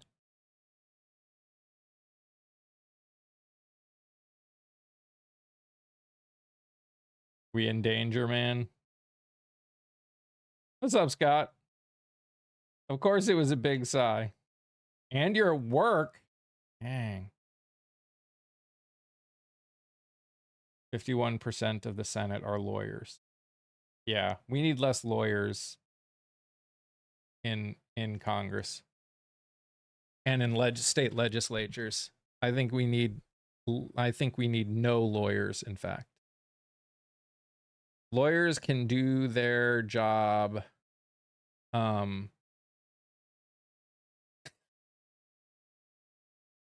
okay, fine. We can have a couple lawyers. We can have a couple lawyers, Heidi.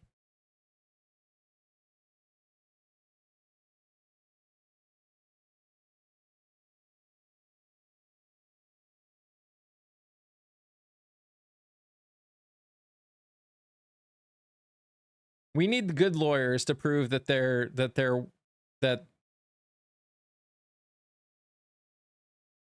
quick, get me anyone but a law expert to make the laws. Well, to be fair, being a lawyer doesn't guarantee you make good laws. And it doesn't mean that lawyers couldn't have jobs. They just don't need to be the representatives. Let's be fair. How many of the people in legislatures actually write the laws that they try and get passed? We know that at least when it comes to right now, most of the laws are written by lobbyists, not by the people actually working in the legislature.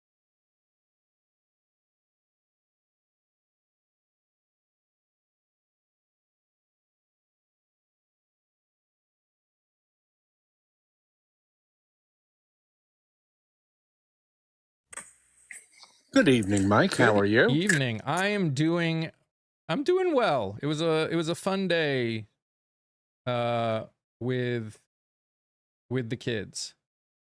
Watching kids do like musicals and stuff is pretty fun. Yeah, Heidi, I've done a little bit of that myself back in the day. So yeah, lawmakers don't write laws.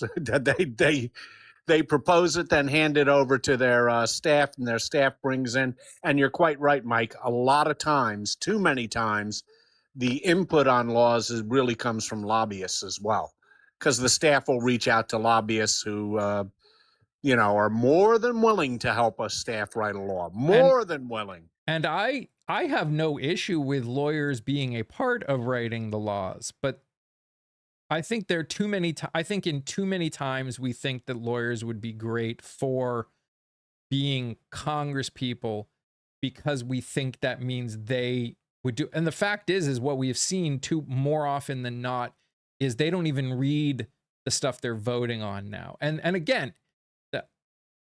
obviously it's not all lawyers, but we have seen far too many lawyers just be really shitty at the job. Absolutely. And well, lawyers tend to be, and that's by training, and it certainly has its place, but they tend to be very linear in their thinking. And that necessarily does not make for a good legislator. And the bottom line is we should have a legislature, both at the state and federal level, that is more representative of the citizenry. I mean, what's wrong with having doctors? What's wrong with having a plumber? What's wrong with having somebody from different, a nurse? What's wrong with having people like that? I think that'd be great. I'm delighted with what the Democrats have done in Maine. Seems like a perfectly acceptable candidate, and it looks like the Democrats are unifying much faster than I thought they would.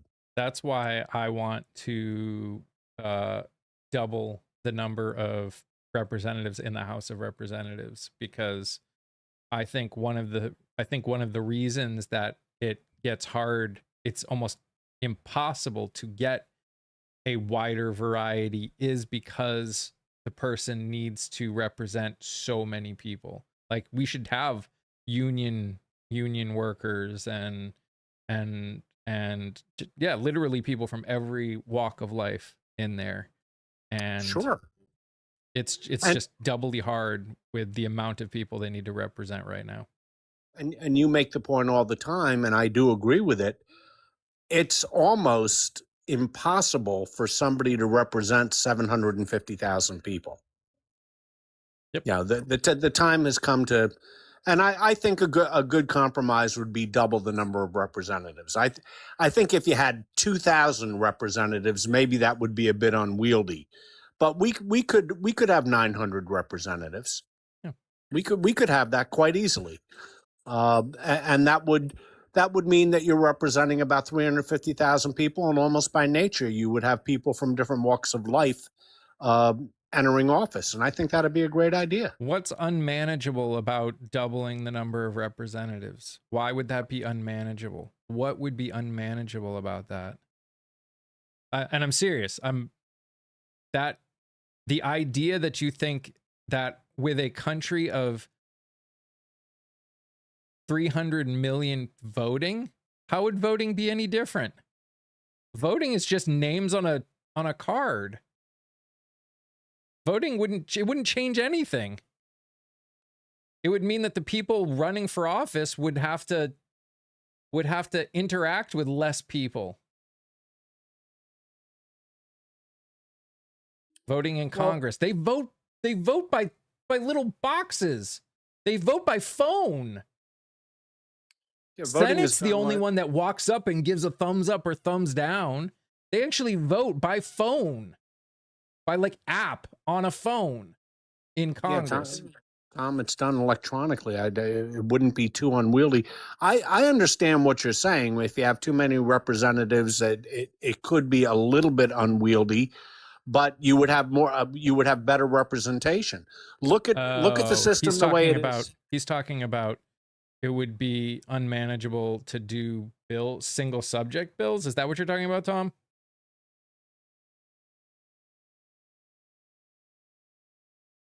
Sorry, I want to make sure we understand what he's talking about before. Yes.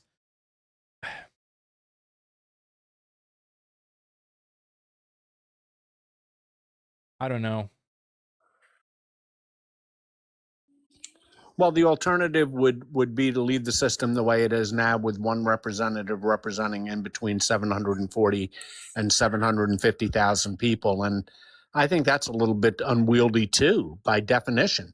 How can one person adequately represent 750,000 people? I think, let's put it this way. We need a viable independent candidate. For what? For president? Not possible. It's literally not possible. The real question there, Party. Tom. But party is still not possible. It's not possible. The Electoral College, Tom, makes that very, very difficult. For when it comes to the House, even when it comes to Congress, even,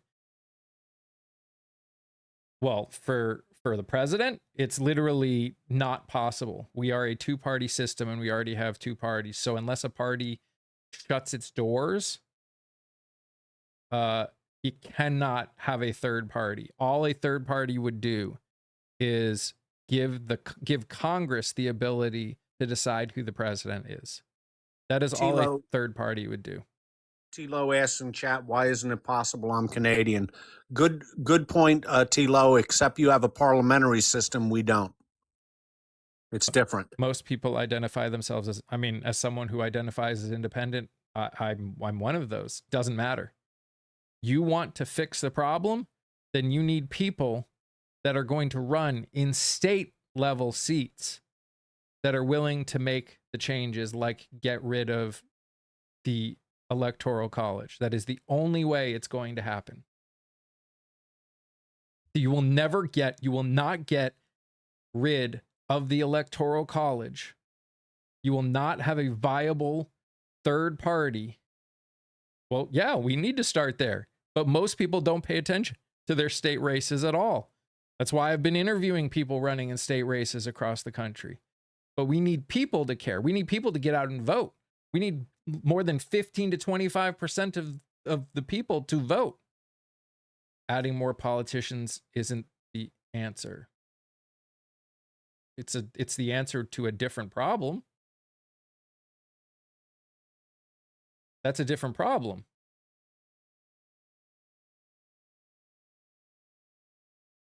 The problem that we have with one representative trying to represent 750,000 people is you because of things like gerrymandering and just how big these people's districts end up being, is you end up having people in states, in cities, and in rural districts, and somehow you're telling your representative to represent both of those when the needs, the pains, the stuff that they need to fight for are completely different. Gerrymandering is a problem for sure. And you want to know how hard it would be at the presidential level is the point made by Aaron. Ross Perot got a decent amount of votes and got 0 electoral votes. The last third-party candidate to get electoral votes, I believe, was George Wallace. The best thing that you could get from a third-party candidate is winning.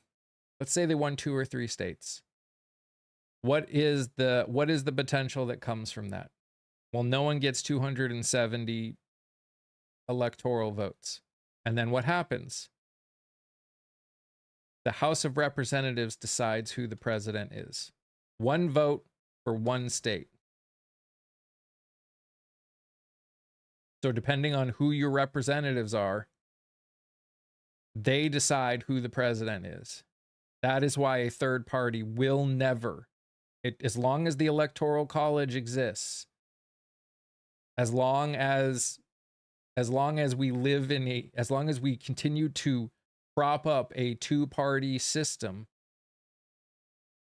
by complaining about the fact that we have a two-party system that we don't like it, then we will continue to have a two-party system, because we are literally shooting ourselves in the foot.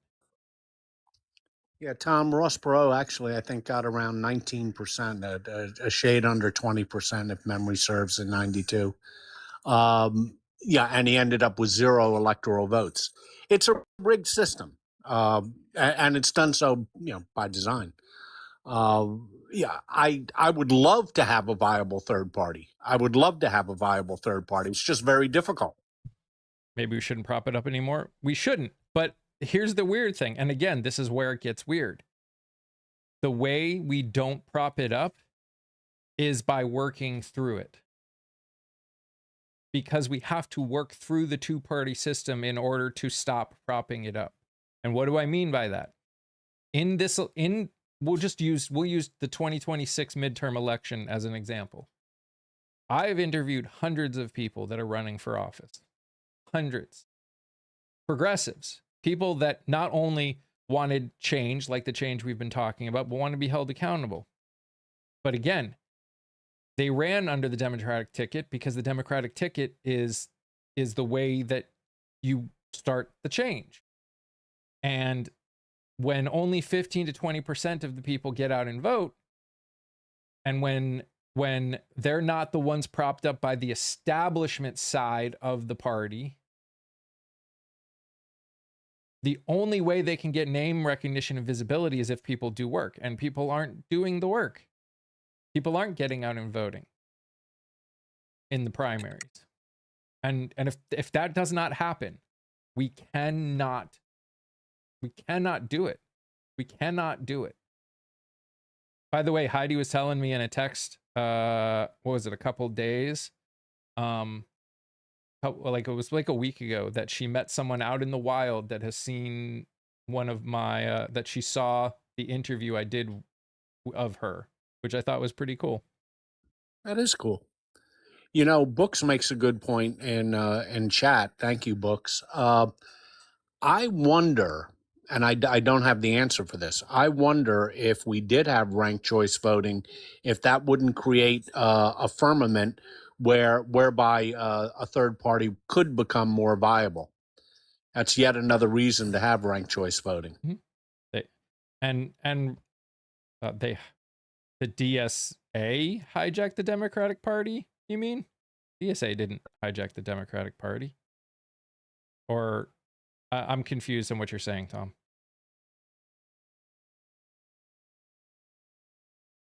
Of course, ranked choice voting. Yes, they did. No, they didn't. They ran under the Democratic ticket. Heck, Vonda, you don't even need a constitutional amendment to get ranked choice voting. That's the beauty of it. To get rid of the Electoral College, you would have to change the Constitution. But to have ranked choice voting, you wouldn't have to. They're not socialists. They're democratic socialists. Different. Democrats just a name.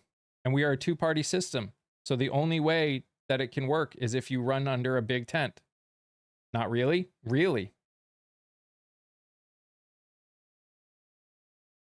There's a big difference, in fact. Tom, the Democratic Party has people all the way from Mandami to Joe Manchin. I mean, it's a big tent, and that's how you win elections. The whole point of a democratic system is people run under what they want to support and things they want to do, and people decide whether they want that. It's not them hijacking the party. They can't hijack the party. There's no such thing. It's not possible to hijack the party.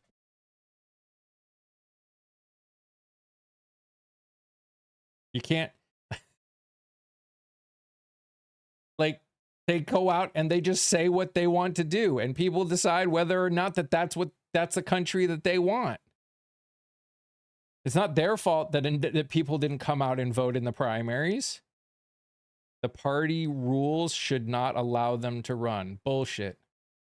Then you don't actually care about a country where people get to decide what kind of a country they want. As long as we have a two-party, they say they are DSA. So libertarians say they're libertarian, and they still run under the Republican ticket. I know plenty of people that say they're libertarian, but still run as a DSA party. Why? They won't win anything.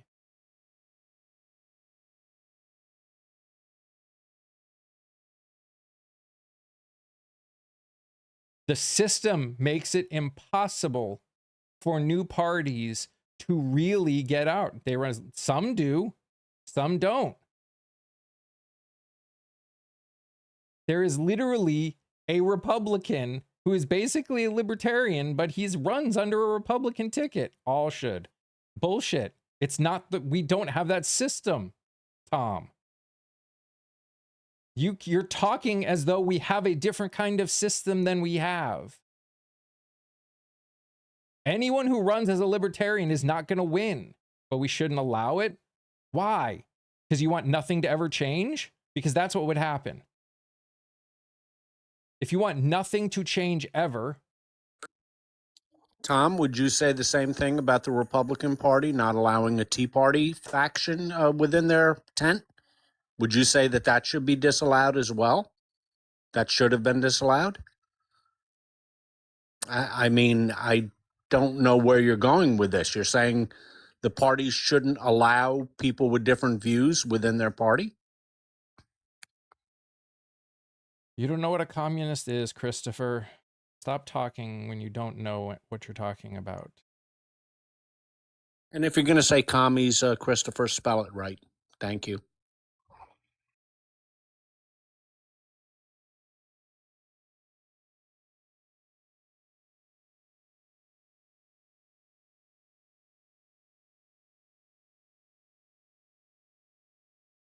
Again, are there things that I agree with? They run as DSA. No, they run as Democrats who are also DSA members, just like we've got Democrats who are part of the working party. And Books and Vonda both make the same point, and they're both excellent points. Isn't MAGA like a different form of Republican? Should the Republican Party have said, no, MAGA, you have to run on your own as a third party? No, they're part of the Republican Party, a different view of it. They're now the majority of the Republican Party, but they weren't when they first started.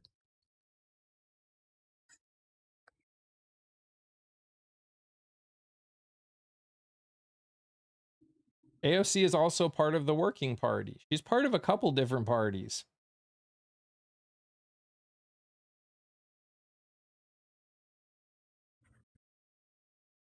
Just like multiple are, because all they do is try and get the endorsement from a different party while running under the Democratic ticket. Most of them try and do that with multiple different other groups.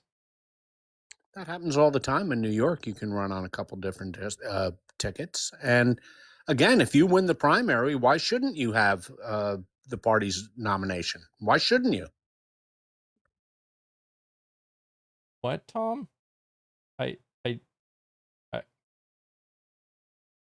They did hijack it. That's what you were saying.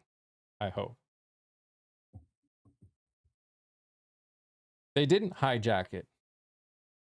They made their cases and the party changed, just like all parties have changed over time. The Republican Party didn't used to stand for what the Republican Party stands for now, just like the Democratic Party didn't stand for what the Democratic Party stands for now.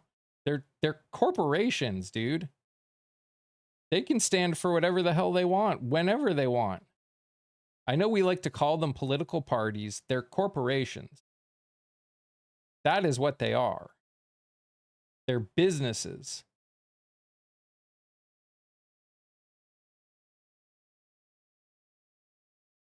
Yeah, we've got people that run as one party and then switch to the other party because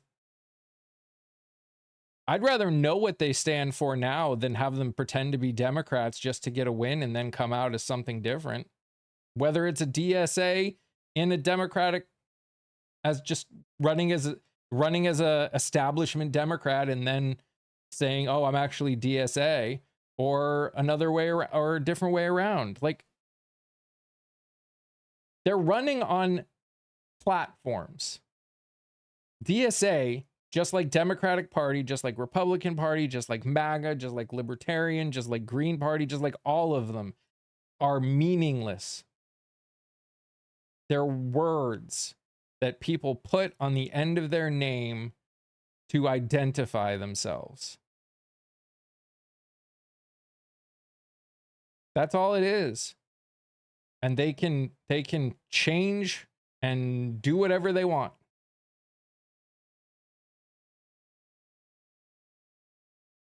And we need to accept that. I just want them to be honest about who they are and what they stand for so I can vote for them. So I can vote for the person that most closely aligns with my fundamentals and how the direction I want the country to go in. I don't care what letter is next to their name or what party they say they associate with. I don't know why anyone cares. shouldn't matter because it's meaningless. It's meaningless.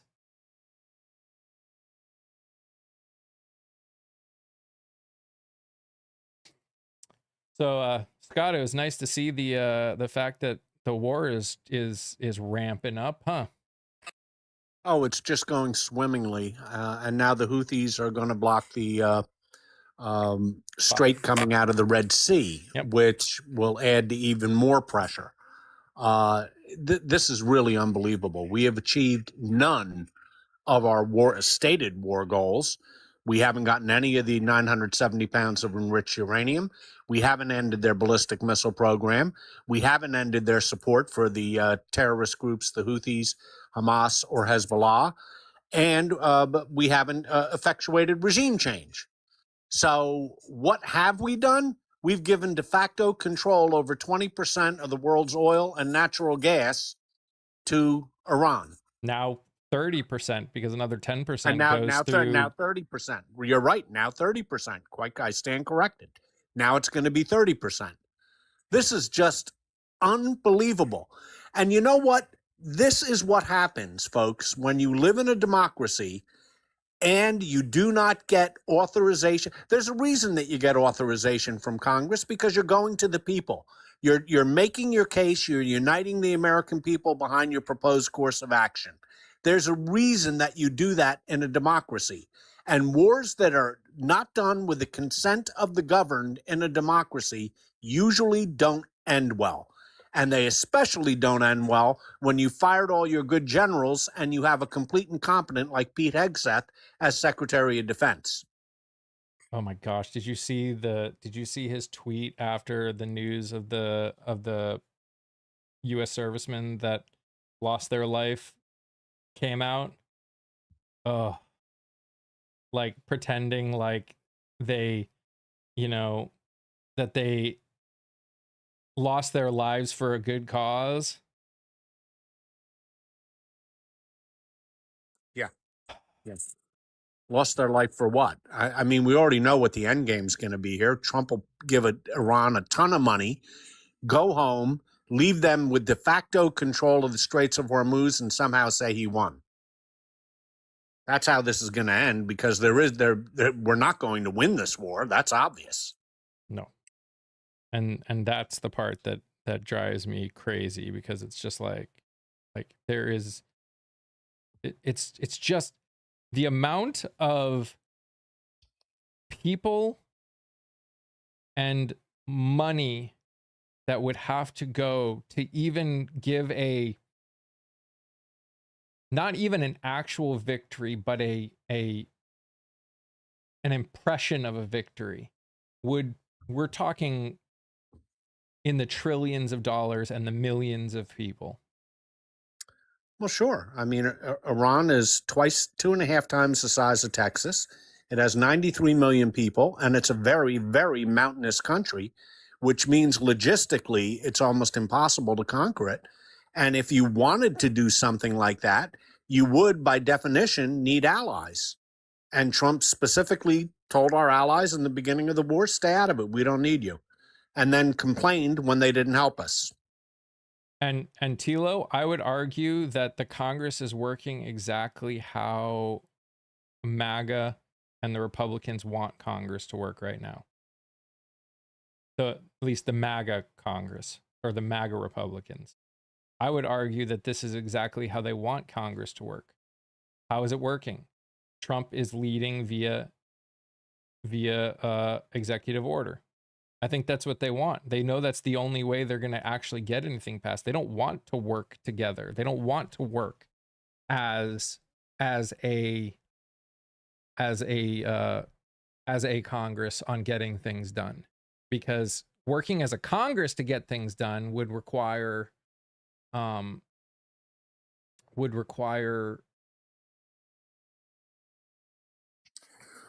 up things and stuff like that. Unfortunately, in our political environment of a heavily polarized country, with the exception of the 7% of Congress that is actually in competitive districts, there's no political advantage to people in Congress working together to solve problems. There's none. You get no benefit if you're from a deep blue or a deep red state of reaching across the aisle. There's no political benefit to that at all. In fact, you get attacked for doing so. I would argue checks and balances haven't really been working for a while. I mean, it's really, but to be fair, the amount of leading via executive order that has happened by the presidents has really skyrocketed over the last 10, 15 years.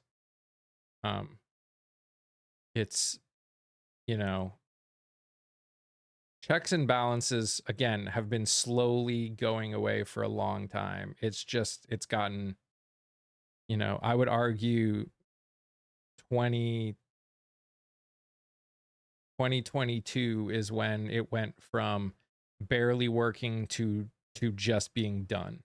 Pretty much from 2022 on, there have been no checks and balances in this country at all.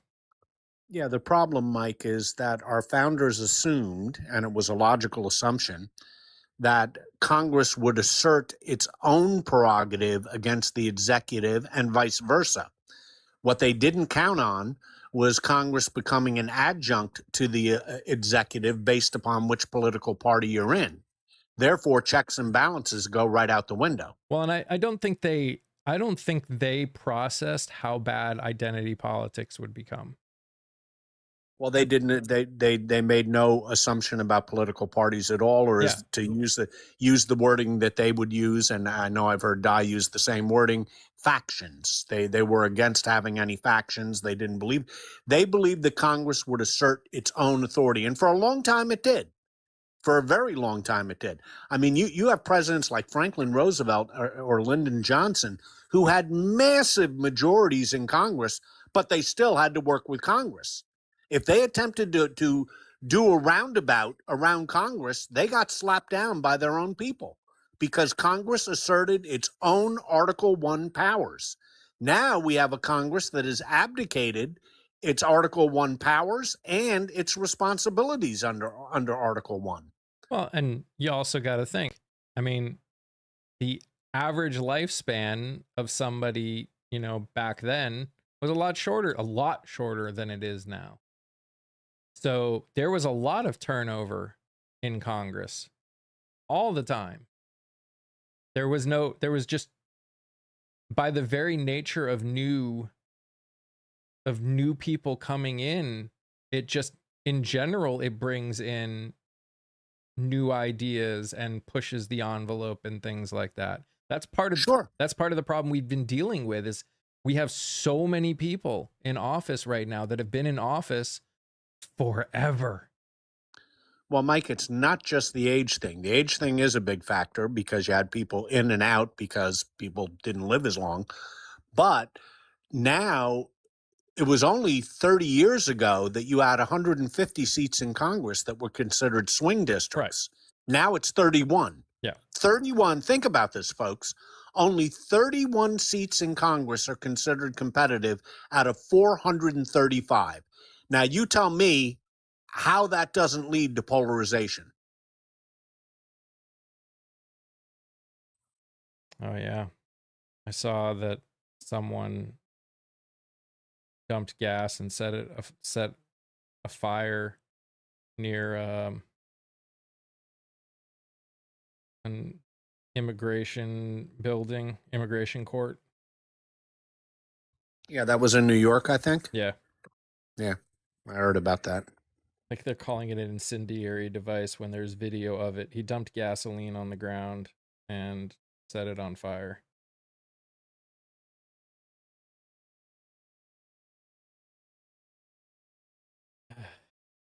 And I've said this before too, right? It's going to get worse. The more and more people feel as though the idea of living through things the way they are starts not feeling better than the ramifications of getting caught for doing something illegal like this. you're going to start seeing more people do things like this. I just bought, by the way, if you haven't read it, I just bought it and I just started listening to it. If you guys have ever seen any of his content here, his name is, I want to make sure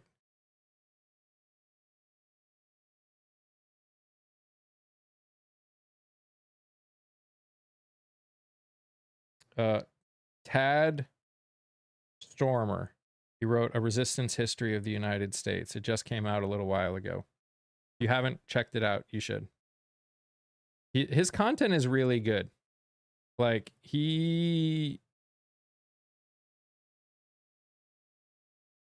and again, in the end, it's going to take the people, it's going to take the middle class of this country. And I know we say the middle class is small, which it is, obviously, but it's going to take the people that have enough money that they feel like there's something to lose by standing up to stand up.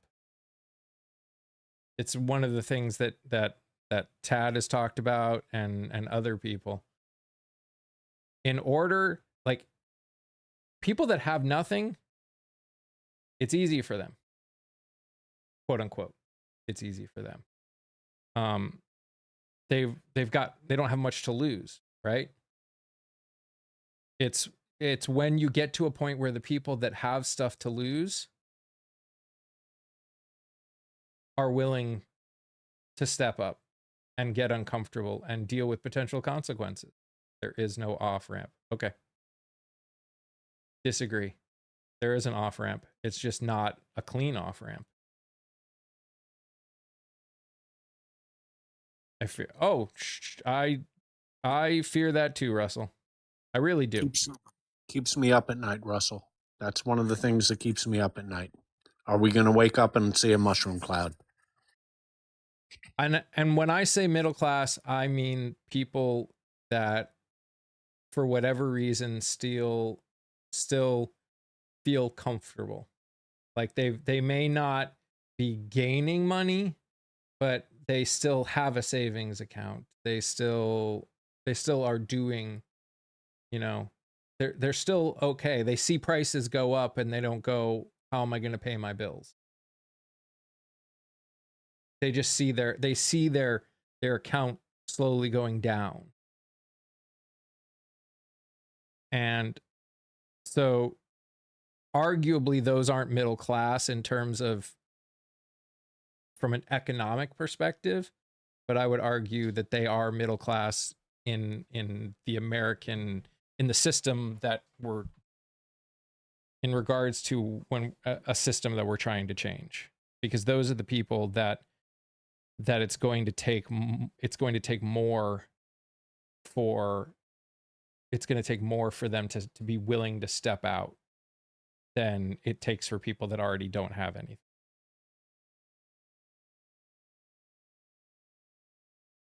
There's a prominent Iranian advisor who's stating that they will not back down. Okay.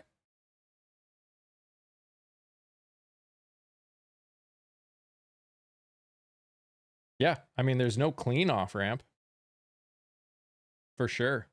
There is no clean off ramp.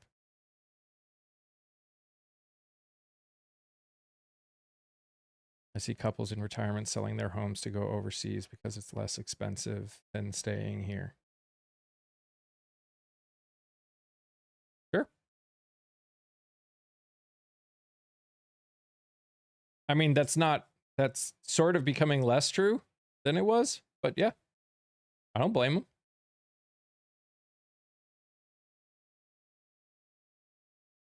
But we've also got, like we said, 21% increase in foreclosures. That's not good. And defaults on car loans are at an all-time high. And the places that they're happening the most, red states, South Carolina, Florida. Those are the two biggest right now where foreclosures are happening.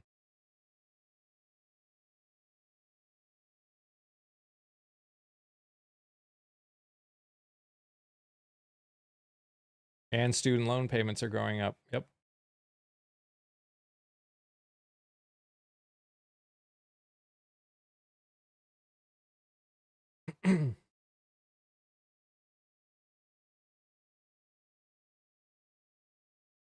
Yeah. This is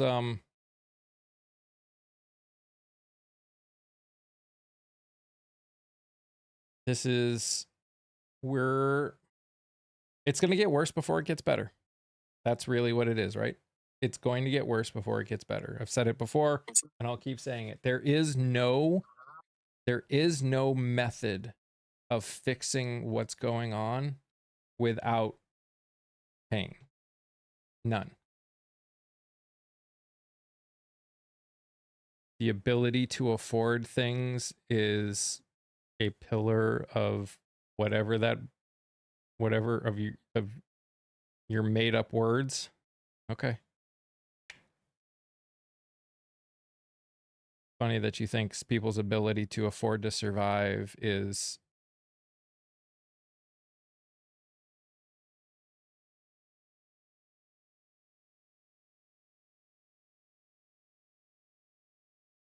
oh, they're silly saying it is a made up idea? Yes.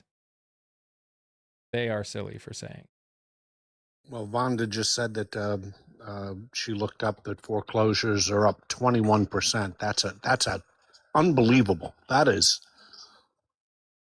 incredible. Yep. And one of the reasons is we're making the same mistakes that we made in 2008 with these loans that we're giving out. These subprime loans are back in vogue again, and that's going to lead to problems. And you know what's funny is I've seen some real estate agents that are giving their opinion on how to fix it, and you know what their opinion is? We just need to lower rates. We just need to lower rates so the people that have low interest rates right now will be willing to sell their houses, because they're not willing to sell their houses right now because the interest rates are so much higher than when they bought their house. And it's like, so what you're saying is increase inflation. Got it. Because that's what would happen. Democrats love high tax. Uh-huh. Boy, he got booted faster than normal. Yeah. Aaron's like, I'm not dealing with shit today. That's an all-time speed record for Chosen One getting bounced. You can tell Aaron is done for the day. To be fair, I probably need to be done for the day too, but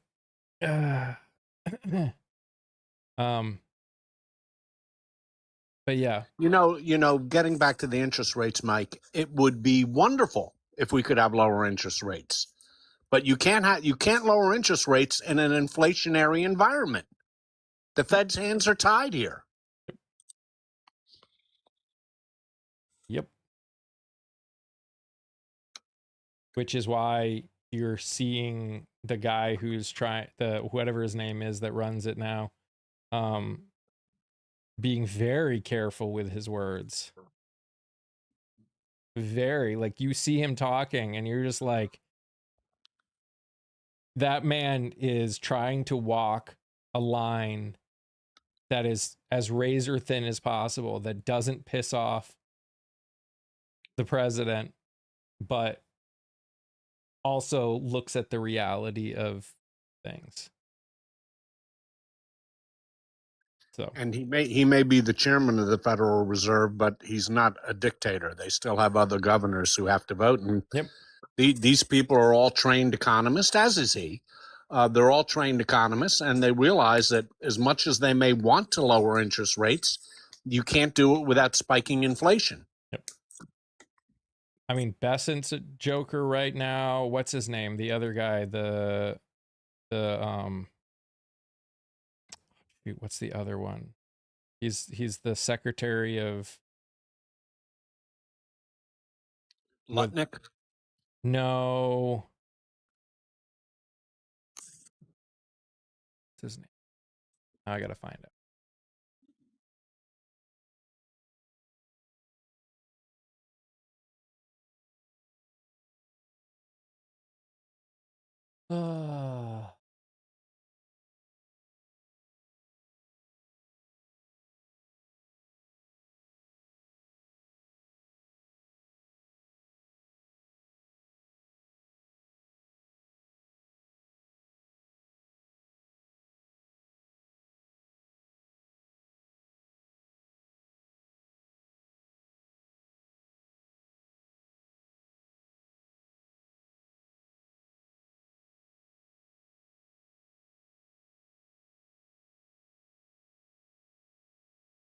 I'll know the second I see his face. It drives me nuts. I just never want. I mean, Lutnick is an idiot too.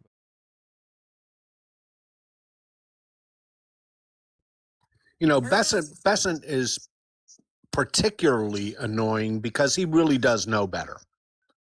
Besant's not a dumb man. He really does know better. And he's just basically sold his soul. Yeah.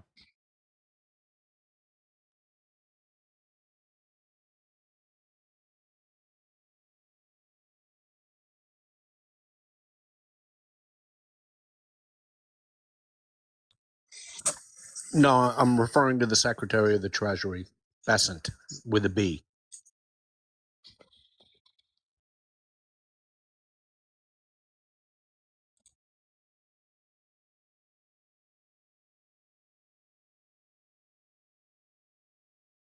First.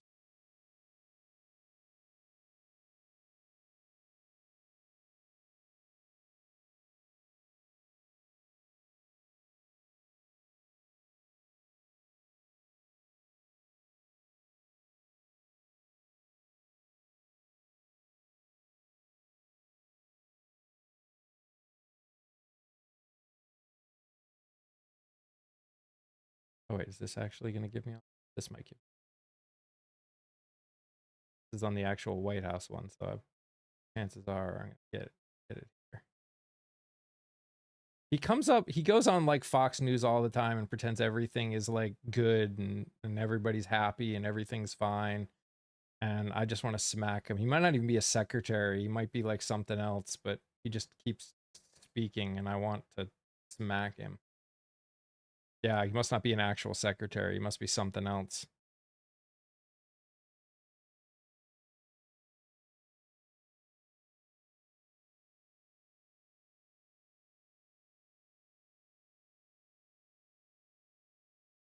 Now it's going to bug me.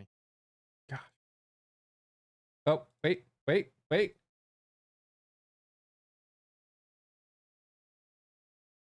No, it's one of the ones I can't see. No, I think they're right in chat. You're thinking of Kevin Hassett, aren't you? Maybe. The director of the National Economic Council. Council of the Economic Advisor is Stephen Mirren. I think you're the one who appears all the time on Fox News is Kevin Hassett. Let me look up the name and see if that's Hassett. Yep, that's it. Yeah, he drives me absolutely insane. I want to everything is everything is going swimmingly. Everything's going according to plan. Really? The one who is like who talks about the economy doing well because and uses the fact that people are buying things with credit cards as a good thing. Yeah, people are running up their credit cards so they can afford food. And then they're paying ridiculous rates on those credit cards. No, sir, that's not a good thing.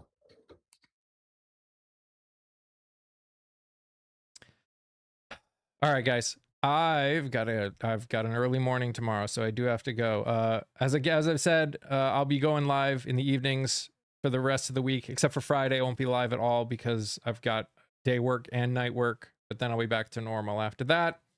Thanks for coming up, Scott, for a little bit. I appreciate it. Oh, I greatly appreciate it. By the way, this is what 10 o'clock at night looks like. This is what 9:45 looks like. Yeah. Yeah, this is unusual for me. That's for sure. I'm normally asleep for 3 hours by this time. All right, guys. We'll see you tomorrow evening. No, it's not beef, but good. Thanks for playing. We'll see you guys tomorrow evening. Hope you guys have a great rest of your day tomorrow. You guys are amazing, just the way you are, and I love you all very much. Stay safe, stay healthy. Remember to sing, laugh, dance, smile. Do something that makes you happy. Bye, guys.